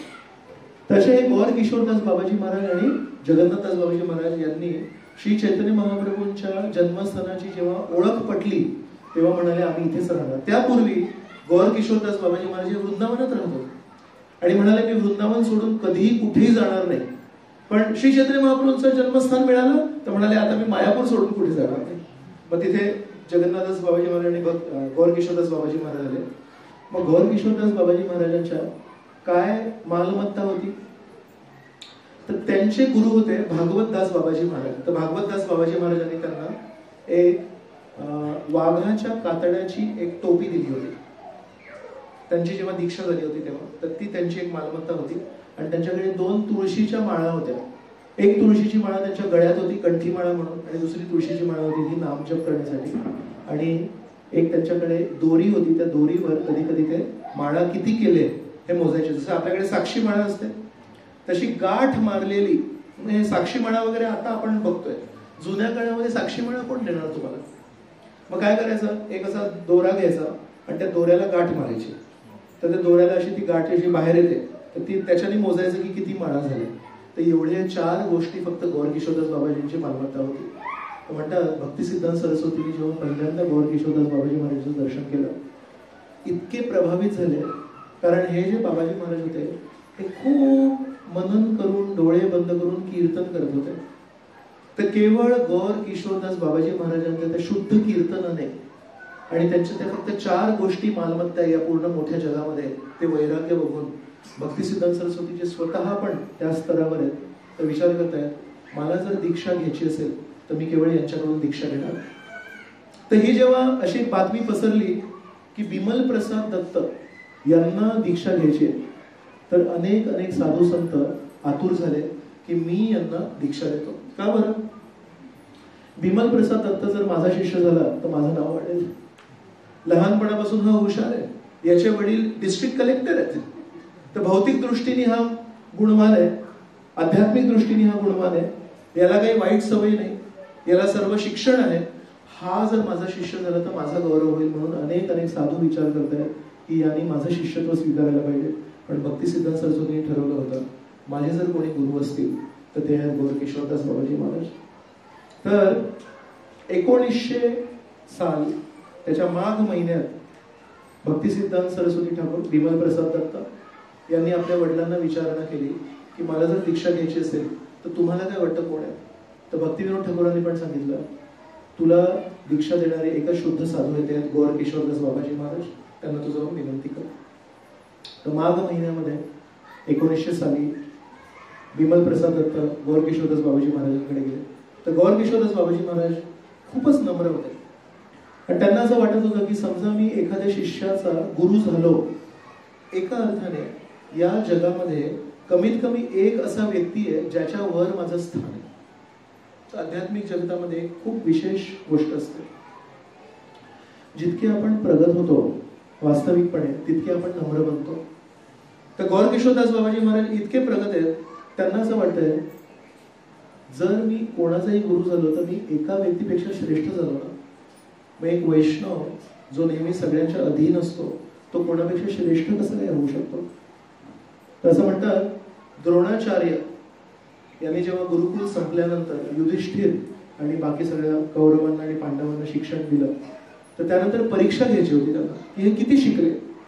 तर तेव्हा युधिष्ठिराला म्हणतायत, तुला 1 दिवस आहे, या 1 दिवसामध्ये तुझ्यापेक्षा निम्न स्तराचा एक कोणतरी माणूस तुला शोधायचा आहे. आणि दुर्योधनाला पण बोलवलं आणि दुर्योधनाला म्हटलं, तुझ्यापेक्षा उच्च स्तराचा एक माणूस तुला शोधायचा आहे, दिवसभर आहे तुझ्याकडे. तर म्हणतात दिवसाच्या शेवटी दोघेही आले आणि म्हणाले, आम्ही सॉरी पण आम्ही निराश करतोय तुम्हाला. युधिष्ठिराला पूर्ण जगामध्ये त्याच्यापेक्षा निम्न स्तरावर कोणीच भेटला नाही आणि त्याच जगामध्ये दुर्योधनाला त्याच्यापेक्षा श्रेष्ठ कोणी भेटला नाही. तर या दोन्ही गोष्टी एकत्र एकाच वेळेस होऊ शकतात. तशा प्रकारे गौरकिशोरदास बाबाजी महाराजांनी ठरवलं होतं, मी कोणाचाही गुरु नाही, कारण मी कोणापेक्षाही श्रेष्ठ होऊ शकत नाही. तर अशा अत्यंत नम्र व्यक्तीला भक्ती सिद्धांत सरस्वती जाऊन विनंती करतात, मला तुम्ही दीक्षा देणार का? ते म्हणाले, मी कोणाचाही गुरु नाही, मी सर्वांचा शिष्य आहे, मी दीक्षा देऊ शकत नाही. ते म्हणाले, नाही, जर तुम्ही दीक्षा दिली नाही तर माझं कसं होणार, मला मार्गदर्शन कसं मिळणार? मग एकदा म्हणाले की मला श्री चैतन्य महाप्रभूंना विचारावं लागेल. ठीक, काही महिन्यांनी परत एकदा त्यांना विचारलं, तुम्ही श्री चैतन्य महाप्रभूंना विचारलं का? म्हणाले, नाही, मी विसरलो. ठीक आहे, परत काही महिन्यांनी विचारलं, तेव्हा म्हणाले, मी विचारलं त्यांना पण त्यांनी काही उत्तर नाही दिलं श्री चैतन्य महाप्रभू. तर अशा प्रकारे टाळमटाळ करत होते. एक दिवशी भक्ती सिद्धांत सरस्वती यांनी ठरवलं, हे अशा प्रकारे टाळमटाळ करतायत पण मी सिरियस आहे.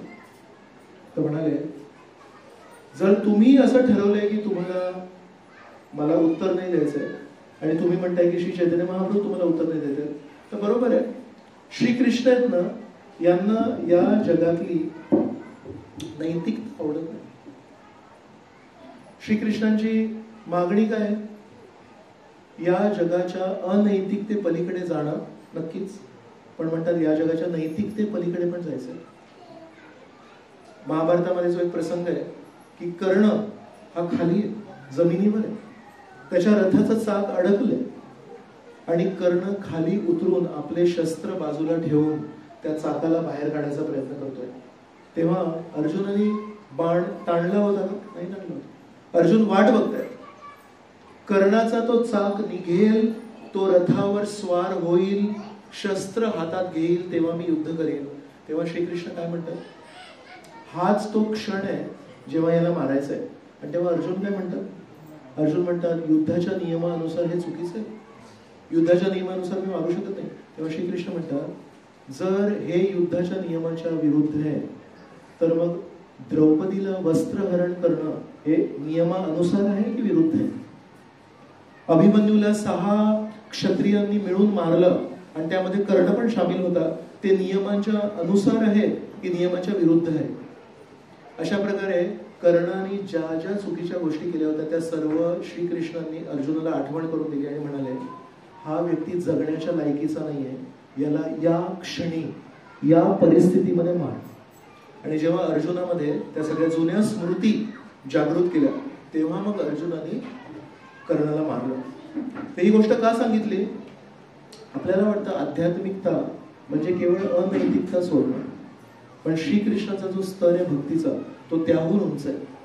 श्रीकृष्ण म्हणतात, जर माझी आज्ञा असेल तर नैतिकता पण सोडायची तयारी आहे का?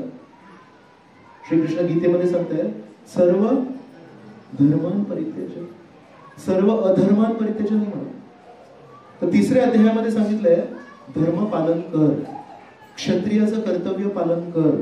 पण 18व्या अध्यायामध्ये क्षत्रियाचं कर्तव्य पालन करायला नाही सांगा श्रीकृष्ण. श्रीकृष्ण म्हणतात, शेवटी क्षत्रिय किंवा ना क्षत्रिय नाहीयेस हे शारीरिक स्तरावर आहे. शरीर क्षत्रिय परिवारात जन्म घेतलं असेल तर क्षत्रिय करतात. आत्मा क्षत्रिय असतो का? आत्मा ब्राह्मण असतो का? आत्मा वैश्य असतो का? आत्मा पुरुष असतो का? आत्मा महिला असतो का? आत्मा हा आत्मा आहे. आत्म्याला लिंग नसतो, आत्म्याला वर्ण नसतो, आत्म्याला आश्रम नसतो, आत्मा ब्रह्मचारी आत्मा नसतो, आत्मा गृहस्थ आत्मा नसतो. म्हणून श्रीकृष्ण म्हणताय, भक्ती ही भौतिक स्तरावर नाही होत, सुरुवात भौतिक स्तरावर होते, पण भक्ती ही आत्म्याच्या स्तरावर आहे. त्याच्यामुळे वरची सर्वात वरची पायरी काय माहिती भक्तीची? जर श्रीकृष्णांची इच्छा असेल तर श्रीकृष्णांच्या आनंदाच्या साठी, श्रीकृष्णांच्या प्रित्यर्थ आपल्याला नैतिकता पण सोडावी लागेल. ती अर्जुनाची परीक्षा आहे. म्हणून अर्जुनांकडून, गोपिकांकडून, गोपिका म्हणताय मध्यरात्री तुम्ही आम्हाला बासुरी वाजवून बोलवताय, हे आमच्यासाठी किती धोक्याचं आहे. आणि जेव्हा एक दिवशी श्रीकृष्णाने बासुरी वाजवली आणि सर्व गोपिका जेव्हा वनामध्ये त्यांना भेटायला गेले, तेव्हा सगळ्या गोपिका एकत्र झाल्या. तेव्हा श्रीकृष्णाची परीक्षा घेतात, म्हणतात तुम्ही मध्यरात्री वनात का आले बरं? कारण ती जी बासुरी होती ती अशी त्यांनी वाजवली होती की इतरांना कोणाला ऐकू नव्हती, फक्त गोपिकांना ऐकू गेली होती ती बासुरी. तर म्हणतात की तुम्ही का पळा आले आणि तुम्हाला माहिती नाही का की मध्यरात्री वनामध्ये येताना कोणी चोर डाकू असू शकतात, वनामध्ये जंगली प्राणी असू शकतात, तुमच्या प्राणाला धोका आहे. तर तेव्हा गोपिका म्हणतात कृपया अशा प्रकारचे क्रूर शब्द वापरू नका. तुम्हालाही माहिती आहे की तुम्ही बासुरीद्वारे आम्हाला बोलावलंय आणि म्हणून तुम्हाला प्रतिसाद देण्यासाठी आम्ही आलो. तर श्रीकृष्ण बघताय की साधारण नैतिकतेनुसार एका तरुण मुलीने मध्यरात्री घर सोडून वनाकडे जाऊ नये हे तर सर्वसाधारण माहिती आहे. पण गोपिका केवळ माझ्यासाठी अनैतिकता त्यागायला तयार आहेत की गोपिका माझ्यासाठी नैतिकता पण त्यागायला तयार आहेत. म्हणून श्रीकृष्णांचा जो स्टँडर्ड आहे, श्रीकृष्णांचा जो स्तर आहे परीक्षेचा, खूप उच्च. तर ही भावना भक्तिसिद्धांत सरस्वती गौर किशोरदास बाबाजी महाराजांना सांगतात. बरोबर आहे म्हणतात, मी वारंवार तुम्हाला दीक्षेसाठी विनंती करतोय आणि तुम्ही का नाही म्हणत आहात? कारण तुमचे जे स्वामी आहेत ना श्रीकृष्ण, हे माझ्याकडून काय अपेक्षा करताय? मी या जगाच्या नैतिकतेमध्ये फसलोय. हे जग काय म्हणेल काय बरोबर आहे, हे जग काय म्हणेल काय बरोबर नाहीये, यामध्ये मी फसलोय. श्रीकृष्ण माझी परीक्षा बघताय. श्रीकृष्ण म्हणतात तू या जगाच्या नैतिकतेमध्ये फसलायस, तू या जगाच्या नैतिकतेच्या पलीकडे श्रीकृष्णांचं आज्ञापालन करण्यासाठी जाऊ शकतोस का? तर बरोबर आहे ना तुमचं म्हणणं, कारण मी नैतिकतेमध्ये फसलोय तर मला दीक्षा नाही मिळणार. हे जेव्हा गौर किशोरदास बाबाजी महाराजांनी ऐकलं तेव्हा गौर किशोरदास बाबाजी महाराज म्हणाले हा खरोखर एकदम सिरियस आहे आणि या समाजामध्ये मला काय म्हणतील, समाज माझं काय म्हणेल याच्या पलीकडे जाण्यासाठी तयार आहे. आणि गुरूंची कृपा प्राप्त करण्यासाठी खरोखर आतुर आहे. या परीक्षेनंतर श्री गौर किशोरदास बाबाजी महाराज यांनी त्यांना दीक्षा दिली आणि त्यांना एक नाव दिलं. तर दीक्षेच्या वेळेस त्यांचं नाव आहे वार्षभानवी देवी दैत दास. वृषभानू, वृषभानू म्हणजे राधाराणींचे वडील. जसं मी म्हणालो पांडूचा मुलगा पांडव, तसं वृषभानूंची मुलगी राधाराणी, त्यांचं नाव आहे वार्षभानवी. आणि वार्षभानवी देवी म्हणजे राधाराणी. दैत, दैत म्हणजे त्यांचा कृपा, त्यांची कृपा. तर मग भक्तिसिद्धांत सरस्वती यांना नाव मिळालं वार्षभानवी देवी दैतदास. तर हे एकमेव शिष्य गौर किशोरदास बाबाजी महाराजांचे. गौर किशोरदास बाबाजी महाराज इतके विरक्त आहेत, त्यांनी इतर कोणाला कधी दीक्षा नाही दिली, फक्त यांनी एवढा त्यांची चिकाटी बघून त्यांना दीक्षा दिली. मग 1898च्या आसपास भक्तिविनोद ठाकूरांनी श्री चैतन्य चरितामृतावर भजनकुटी कलकत्त्यामध्ये तिची जागा होती, तिथे काही प्रवचन दिले. भक्तिसिद्धांत सरस्वती पण तेव्हापर्यंत खूप छान वैष्णव झाले होते, त्यांना पण सांगितलं की तुम्ही पण द्यायला पाहिजे. आणि त्या वेळेस अनुसार जगन्नाथ पुरीमध्ये त्यांची ट्रान्सफर झाली, कारण ते डिस्ट्रिक्ट कलेक्टर ब्रिटिश गव्हर्नमेंटमध्ये काम करतात, तर त्यांना पुरी मध्ये पण सर्व्हिस दिली, सेवा दिली. तर तिथे पण मग भक्तिविनोद ठाकूरांनी एक जागा बांधली. आज पण आपण पुरीला गेलो, हरिदास ठाकूर समाधी आहे, त्याच्याजवळ मग भक्तिविनोद ठाकूरांचं घर आहे, तिथे ते भजन करायचे.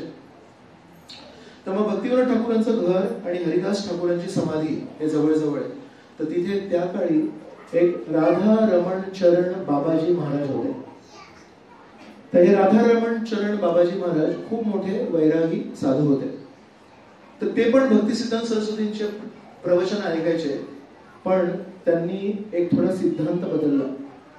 श्री चैतन्य महाप्रभूंनी हरे कृष्ण कृष्ण कृष्ण हरे हरे, हरे राम राम राम हरे हरे या महामंत्रावर खूप भर दिलाय. तर हे राधारमण चरणदास बाबाजी महाराज आहेत, त्यांनी तो मंत्र बदलला. त्यांनी म्हणाले हरे कृष्ण हरे राम भज निताई गौर राधेश्याम. तर म्हणतायत की जो हरे कृष्ण महामंत्र आहे, या हरे कृष्ण महामंत्रामध्ये राधाकृष्ण आहे. पण हे बाबाजी महाराज काय म्हणतात, मी जो मंत्र देतोय भज हरे कृष्ण हरे राम निताई गौर राधेश्याम. ऐकायला सुंदर आहे. जर तुम्हाला आवडलं नसेल तर तुमचं सौभाग्य. तर म्हणतात प्रत्येक मंत्राचा एक रस असतो. तर हा जो राधाकृष्ण मंत्र आहे, हरे कृष्ण जो आपण गातो, त्यामध्ये काय रस आहे? माधुर्य रस आहे. राधाकृष्णाचा जो संबंध आहे प्रेमाचा, तो माधुर्य रस म्हणतात. आणि श्री चैतन्य महाप्रभू श्री नित्यानंद प्रभूंचा जो रस आहे प्रचाराचा, त्याला काय म्हणतात? त्याला म्हणतात औदार्य रस. जसं मराठीमध्ये एक शब्द आहे उदार, तर उदार शब्दावरून तो शब्द येतो औदार्य. तर गौर निताय यांचा रस आहे औदार्य रस, आणि राधाकृष्ण यांचा रस आहे माधुर्य रस. तर म्हणून जय श्री कृष्ण चैतन्य प्रभू नित्यानंद श्री अद्वैत गदाधर श्रीवासादि गौर भक्तवृंद, हा जो मंत्र आहे याच्यामध्ये पंचतत्व आहे. त्या पंचतत्वामध्ये औदार्य रस आहे आणि हरे कृष्ण महामंत्रामध्ये माधुर्य रस आहे. तर या दोन रसांचे वेगवेगळे दोन मंत्र आहेत. आपण त्या दोन रसांना एकत्र मिश्रित नाही करू शकत. जशा प्रकारे तेल वेगळे पाणी वेगळे, आणि तेल आणि पाण्याला मिश्रित नाही करू शकत. तर अध्यात्माचे पण काही नियम असतात. मला आवडतं म्हणून दोन शब्दांना इथून एक शब्द घेतला, तिथून एक शब्द घेतला, अजून दोन मंत्र मिक्स केले, मिक्सरमध्ये फिरवले, छान अशी चमचमीत चटणी बनवली. काय त्याच्यात मिरची पण आहे, टोमॅटो पण आहे, थोडं जिरं पण आहे, अद्रक थोडंसं टाकलंय, पुदिना पण आहे. ती चटणी छान होते, पण पोटावर काय परिणाम होईल माहिती नाही. म्हणजे विरुद्ध आहार मिक्स नाही करू शकत. तसं माधुर्य रस आणि औदार्य रसाला मिक्स नाही करू शकत. पण राधारमण चरणदास बाबाजी महाराजांनी तो मंत्र चेंज केला, आणि त्याच्यामुळे भक्तिसिद्धांत सरस्वती आणि या बाबाजी महाराजांमध्ये खूप विरोध झाले. तर त्या विरोधामध्ये दोन गोष्टी झाल्या की हे राधारमण चरण बाबाजी महाराज त्यांनी काय केलं, म्हटलं की हा जो हरे कृष्ण महामंत्र आहे ना, हा केवळ जपासाठी दिलाय, जप करण्यासाठी दिलाय श्री चैतन्य महाप्रभूंनी, पण संकीर्तनासाठी नाही दिलाय. तर मग त्यांनी एक नवीन फिलॉसॉफी सुरू केली की तुम्ही लोक जेव्हा जप करताय तेव्हा हरे कृष्ण महामंत्र करा, पण जेव्हा आपण मृदंग करता किंवा संकीर्तन करतो तर त्याच्यामध्ये ते हरे कृष्ण हरे राम निताय गौर राधेश्याम ते मंत्र जप करायला पाहिजे आपण. तर त्याच्यामध्ये रसाभास म्हणतात त्याला. रस म्हटलं मी तुम्हाला, तर रस जेव्हा दोन रस मिक्स होतात त्याला म्हणतात रसाभास. तर ते चुकीचं आहे. आणि सिद्धांत विरोध पण केला. सिद्धांत विरोध हा केला की श्री चैतन्य महाप्रभूंच्या शिकवणीला आपण कापू नाही शकत, श्रीकृष्णांच्या शिकवणीला आपण बदलू शकत नाही. तर श्री चैतन्य महाप्रभू जेव्हा या जगात होते तेव्हा त्यांचे प्रमुख शिष्य आहे श्री रूप गोस्वामी. तर श्री चैतन्य महाप्रभूंनी आपल्याला शिक्षाष्टक दिलंय, तसं श्री रूप गोस्वामींनी आपल्याला चैतन्याष्टक दिलंय.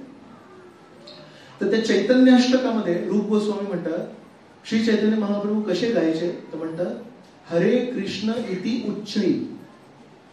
हरे कृष्ण महामंत्र उच्च स्वरात गायचे श्री चैतन्य महाप्रभू.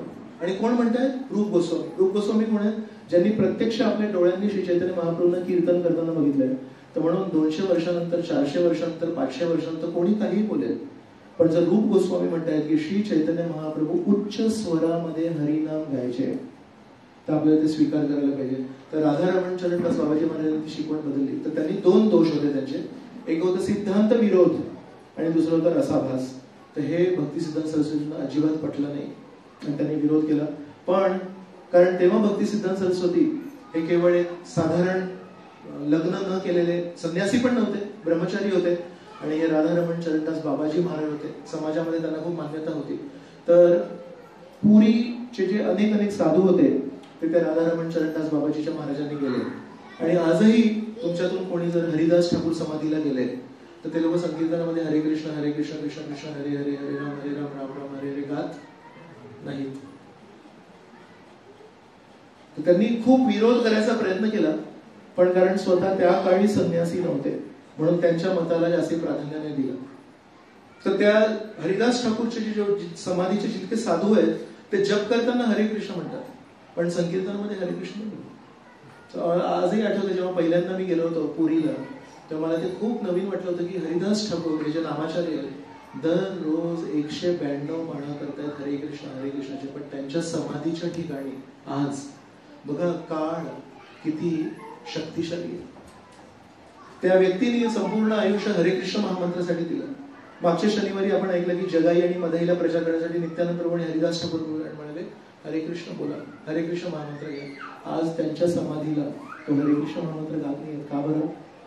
कारण एका व्यक्तीने येऊन शिकवण बदलली आणि त्या बदललेल्या शिकवणीला बदलण्याचा प्रयत्न केलाय. असं नाही की मुख्य येते, पण कशी शिकवण बदलू शकते. म्हणून श्रील प्रभुपादांनी आपल्याला पुस्तकाच्या रूपात जे काही सिद्धांत दिले, आपली किती मोठी जबाबदारी आहे की आपण जो काही प्रचार करू तो प्रभुपादांनी त्यांच्या पुस्तकात दिलेल्या अनुसार केला पाहिजे.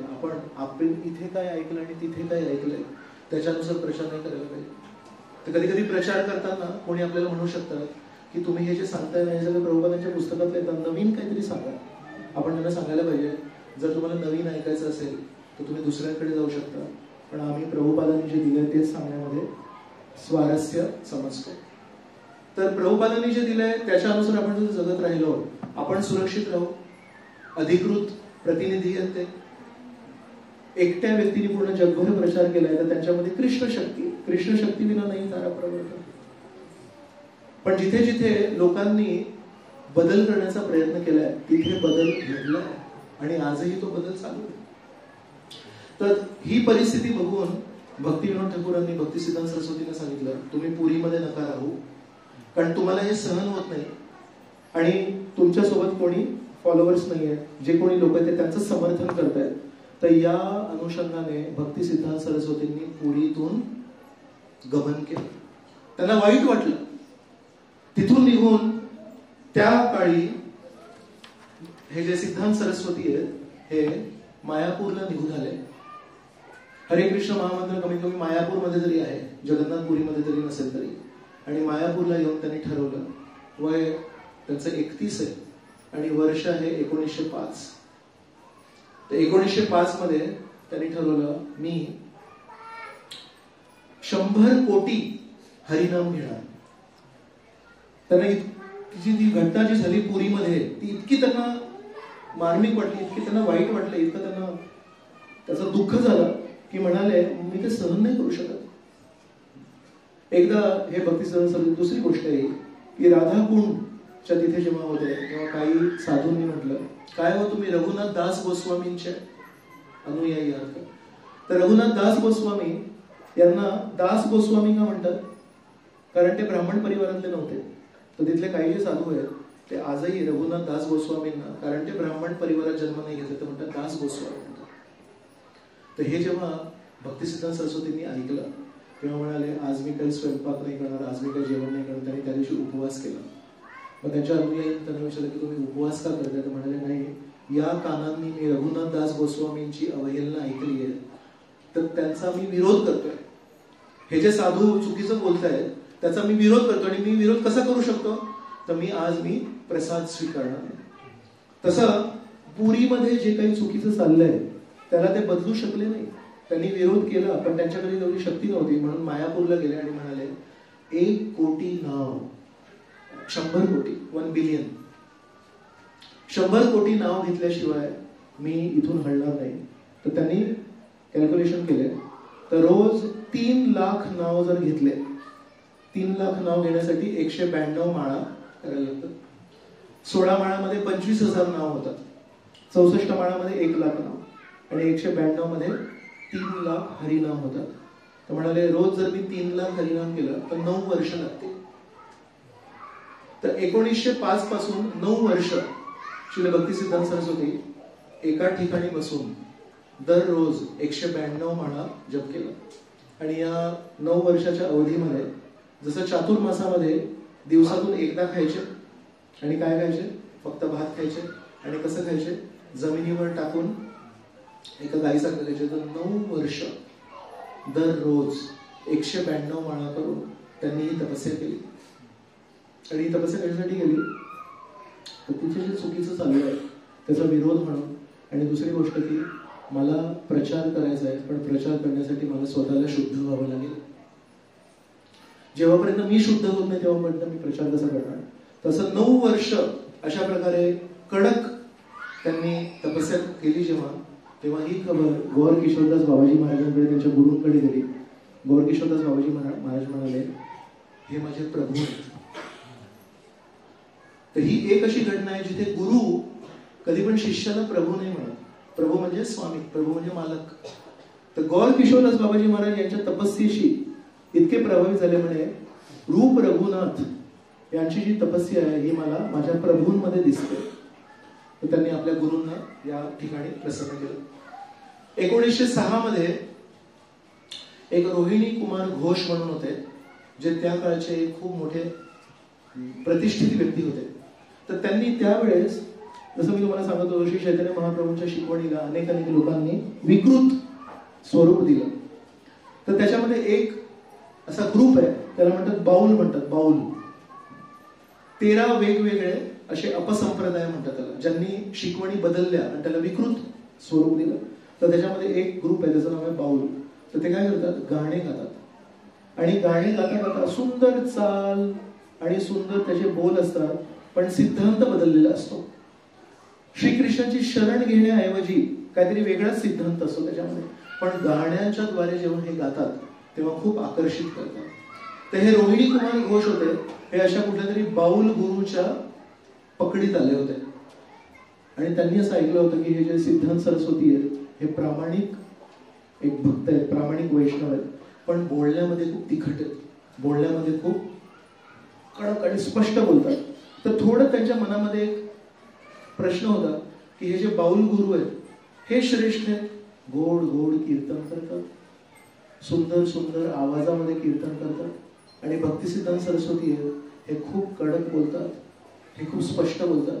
तर मला जर दीक्षा घ्यायची असेल तर मी कुठून घेऊ, हा त्यांना प्रश्न.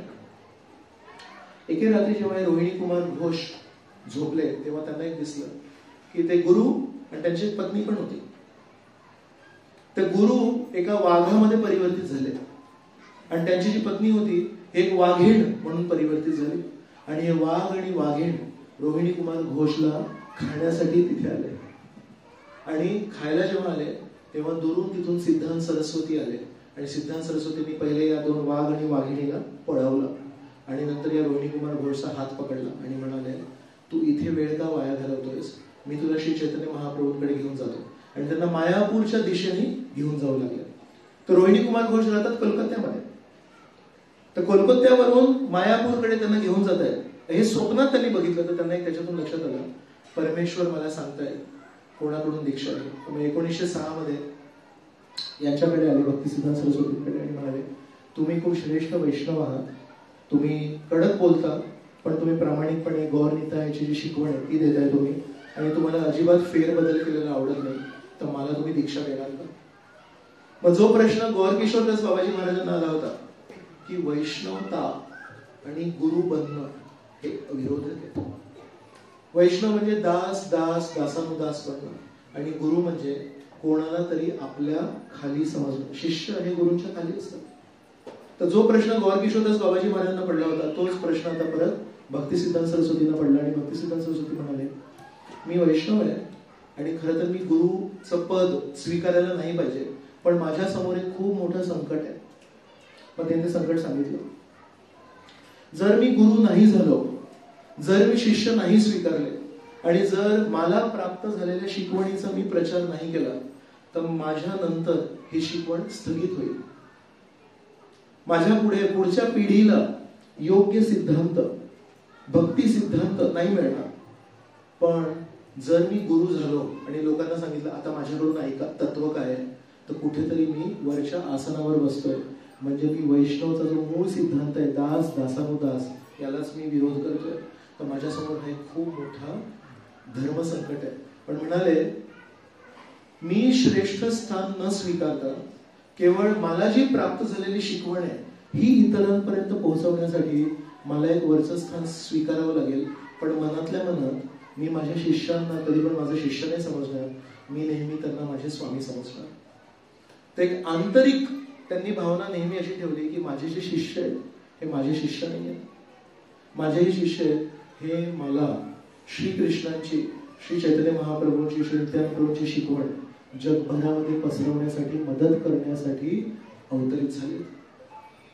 1973 मध्ये श्रील प्रभुपादांची व्यासपूजा होती आणि त्या व्यासपूजेमध्ये श्रील प्रभुपादांचे अनेक शिष्य तिथे बसले आणि त्या व्यासपूजेमध्ये त्यांनी श्रील प्रभुपादांना त्यांची कृतज्ञता अर्पण केली.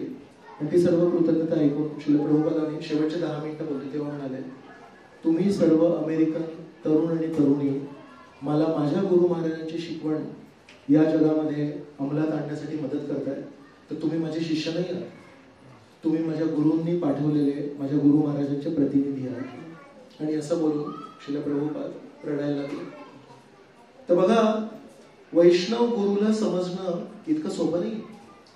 आपल्याला वाटेल की हे खूप मोठ्या पदावर बसले, पण त्यांच्या मनात काय विचार आहे, हे माझ्या गुरूंचे प्रतिनिधी आहेत आणि गुरूंची इच्छा होती की इंग्रजी भाषेमध्ये प्रचार व्हावा. म्हणून गुरूंनी बघितलं मी कमकुवत आहे, माझे गुरु बघतायत की माझ्याकडे शक्ती नाहीये, म्हणून माझ्यासारख्या कमकुवत व्यक्तीला आदेश दिलाय खरा, माझ्यासारख्या कमकुवत व्यक्तीकडून अपेक्षा केलीये खरी, पण ती अपेक्षा करून माझे गुरु इतके कृपाळू आहेत, अपेक्षा केल्यानंतर आदेश दिल्यानंतर मला मदत करण्यासाठी त्यांचे स्वतःचे प्रतिनिधी पण पाठवले त्यांनी.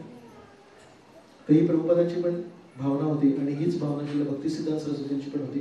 तर 1906 मध्ये हे रोहिणी कुमार घोष होते, त्यांनी पहिल्यांदा दीक्षा दिली आणि हे रोहिणी कुमार घोष त्यांचे पहिले शिष्य आहेत. तर त्या दिवशीपासून त्यांची ही जी प्रचाराची जी भावना आहे आणि ही जी आंतरिक नम्रता आहे आणि बाहेर अजिबात फेर बदल न करता, अजिबात थोडीशा पण बदल स्वीकार न करता एका सिंहासारखा जो प्रचार करत होते, हे बघून गौर किशोरदास बाबाजी महाराजांच्याबद्दल मी तुम्हाला सांगितलं की कधी कोणाला शिष्य म्हणून स्वीकार नाही केलं, इतके खुश झाले ते की कशा प्रकारे हा नम्र पण आहे आणि प्रचार करण्यामध्ये अजिबात आळशी पण नाही आहे. गौर किशोरदास बाबाजी महाराजांनी त्यांना जवळ बोलवलं आणि स्वतःहून त्यांच्या डोक्यावर, मस्तकावर आपले चरण ठेवले आणि म्हणाले, मी तुला माझे आशीर्वाद देतो की तू खूप मोठा प्रचारक होशील. तर गौर किशोरदास बाबाजी महाराज हे असे वैरागी आहेत, कोणाला कधी जवळ नाही घेणार, कधी कोणाला म्हणणार नाही की तू माझा शिष्य. स्वतःचे पाय कोणा व्यक्तीच्या मस्तकावर ठेवणं हे खूपच विलक्षण आहे. पण त्यांना भक्तिसिद्धांत सरस्वतींच्या त्या 2 विरोधाभास असलेला, आपल्याला विरोध वाटतो त्याच्यामुळे, त्या भावनाचा समन्वय त्यांनी कसा केला हे बघून इतके आनंदित झाले की स्वतः त्यांनी बोलून त्यांना आशीर्वाद दिले. मग 1911 पर्यंत आपण, ही घटना 1906 ची आहे. 1911 मध्ये बंगालमध्ये एक मिदनापूर नावाची जागा आहे. तर त्या मिदनापूर या ठिकाणी एक खूप मोठी सभा होती आणि त्या सभेचा मेन विषय काय होता की त्यावेळेस जातीने जे ब्राह्मण लोक आहेत, ज्यांनी जन्म ब्राह्मण परिवारात घेतलाय, त्यांनी अशी एक धारणा केली होती की जर ब्राह्मण परिवारात कोणी जन्म नसेल घेतला तर ते विष्णूची पूजा नाही करू शकत. विष्णूंची पूजा करण्यासाठी, शालिग्राम यांची पूजा करण्यासाठी तुम्हाला ब्राह्मण परिवारामध्ये जन्म, म्हणजे शरीर तुमचं ब्राह्मण पाहिजे. तुमचं आचरण कसं असेल, तुमच्या सवयी कशा, त्याला घेणं देणं नाही, पण शरीर ब्राह्मण परिवार, तरच तुम्ही विष्णूंची पूजा करू शकता. आणि दुसरं एक तत्व त्यांनी तेव्हा प्रचारित केलं होतं की कितीही कोणीही मोठा वैष्णव असेल, कितीही कोणी मोठा शुद्ध भक्त असेल, जर तो ब्राह्मण कुळात जन्म नाही घेतलाय तर तो गुरु नाही बनू शकत, तो इतरांना मार्गदर्शन नाही करू शकत. तो घरातल्या घरात काही आपलं वाचन करू दे, भागवताचं वाचन करू दे, पण आचार्य नाही बनू शकत, शिष्य नाही स्वीकारू शकत. तर ह्या दोन्ही गोष्टी जन्मावर आधारित त्यांनी मांडल्या होत्या. तर काही वैष्णव तेव्हा जे होते तेव्हा त्यांनी याचा विरोध केला होता आणि म्हणाले, बाकी सगळ्या नियमांसाठी ब्राह्मण कुळात जन्म घेणं मान्य असेल, पण विष्णू आपले वडील आहेत, विष्णू आपले पिता आहेत. श्रीकृष्ण गीतेमध्ये म्हणतात पितामह असे जगतो माता धाता पितामह. तर परमेश्वर हे आपले पिता असल्या कारणाने एका मुलाला जर आपल्या पित्याचं नाव घ्यायचं असेल, एका मुलाला आपल्या पिताची सेवा करायची असेल, वडिलांची सेवा करायची असेल, त्याला तुम्ही निर्बंध लावू शकत नाही, त्याला तुम्ही बंधनं लावू शकत. म्हणून विष्णू सेवा, विष्णू भक्ती, विष्णूंचं नामस्मरण, श्रीकृष्णांचं नामस्मरण, श्रीकृष्णांची मूर्तीपूजा, याला तुम्ही बंधनं नाही लावू शकत, कशाची, जन्माची. तर हा एक खूप मोठा वाद तेव्हा झाला होता बंगालमध्ये आणि त्याच्यात सोडवण्यासाठी या सर्व लोकांना केवळ एका व्यक्तीवर विश्वास होता, ते होते भक्तिविनोद ठाकूर. तर त्यांनी बोलावणं पाठवलं की अशा प्रकारची एक सभा बोलावली आहे ज्याच्यामध्ये हा निष्कर्ष लावायचा आहे की काय योग्य आहे, शास्त्रांमध्ये या तत्वावर काय सांगितलंय. आणि भक्तिविनोद ठाकूरांनी जेव्हा बोलावणं पाठवलं तर भक्तिविनोद ठाकूरांनी तेव्हा संधिवात झाला होता, म्हातारे झाले होते तेव्हापर्यंत. तर भक्तिविनोद ठाकूर हे बेडवर पडले होते. आणि जेव्हा इतका मोठा विचार करा, श्री चैतन्य महाप्रभू या जगात आले, श्रीकृष्ण आहे जे स्वामी आहे, श्रीकृष्ण एका भक्ताच्या रूपात या जगात आले. श्री चैतन्य महाप्रभू का? तर तुम्हाला आणि आम्हाला हरिनाम द्यायला, तुम्हाला आणि आम्हाला परमेश्वराशी नातं जोडायला. आणि काही लोक म्हणतात की जर तुम्ही ब्राह्मण कुळात जन्म नसेल घेतला तर तुम्ही ते नाही करू शकत. श्री चैतन्य महाप्रभूंच्या आगमनाचं निष्फळ ठरत आहे. तर भक्तिविनोद ठाकूरांना इतकं वाईट वाटलं. भक्तिविनोद ठाकूर म्हणाले, या जगात एकतरी वैष्णव आहे का जो या अशा तत्वांना उत्तर देऊ शकतो? तर तेव्हाचे जे मोठे मोठे प्रचारक होते त्यांच्या कोणाकडेही ही शक्ती नव्हती. मग तेव्हा त्यांना स्वतःच्या मुलाची आठवण झाली. मग त्यांनी विमल प्रसाद दत्ताला बोलवलं आणि विमल प्रसादने त्यावेळेस काही लेख लिहिला आणि त्या लेखाचं नाव होतं ब्राह्मण ओ वैष्णवेर तारतम्य विषयक सिद्धांत. तर त्यांनी गीता, भागवत, रामायण, महाभारत, इतर उपनिषद, श्रुती या सगळ्याचं संशोधन करून, कारण बुद्धिमान आहे, स्मृतिशक्ती आपण चर्चा केली, याच्या आधारावर त्यांनी एक लेख लिहिला आणि त्याच्यामध्ये हे सिद्ध केलं, शास्त्रांच्या आधारावर विष्णू सेवा करण्यासाठी, विष्णूंचं नामस्मरण करण्यासाठी, विष्णू पूजा करण्यासाठी ब्राह्मण कुळात जन्म घेणं गरजेचं नाही.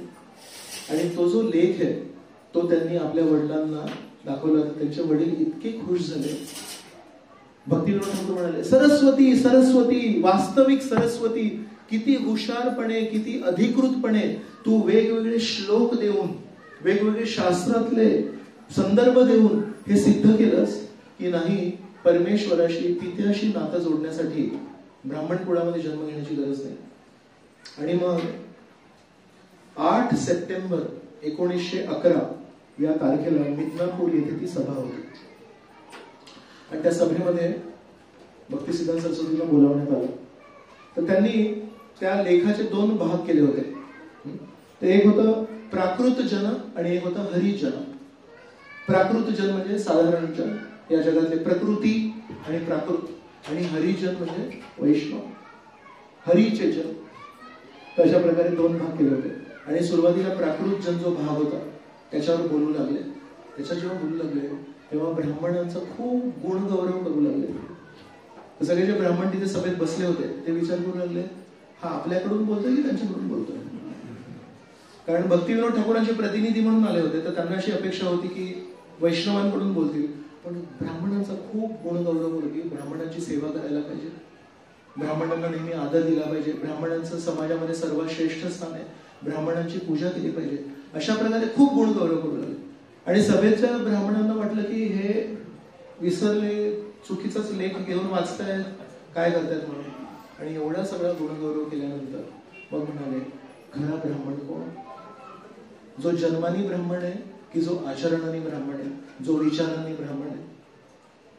आणि हे जेव्हा त्यांनी सांगितलं त्याच्यानंतर मग वैष्णवांचे गुणधर्म काय आहेत, एका वैष्णवाचा स्वभाव कसा असतो, एका वैष्णवाचं आचरण कसं असतं, एका वैष्णवाने कसं आपल्याला करायला पाहिजे, हे जेव्हा सांगितलं तेव्हा मग ब्राह्मणांना कळलं की आपण जे ब्राह्मण व्याख्या देतोय ती जन्मावर आधारित देतोय.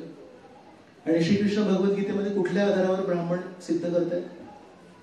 अध्याय क्रमांक 18 श्लोक क्रमांक 42 जर तुम्ही बघितलं तर म्हणतात, ब्राह्मणाचे गुण दिले तिथे, सत्यम शौचम क्षमा दया ज्ञानम विज्ञानम आस्तिक्यम ब्रह्म कर्म स्वभावजम.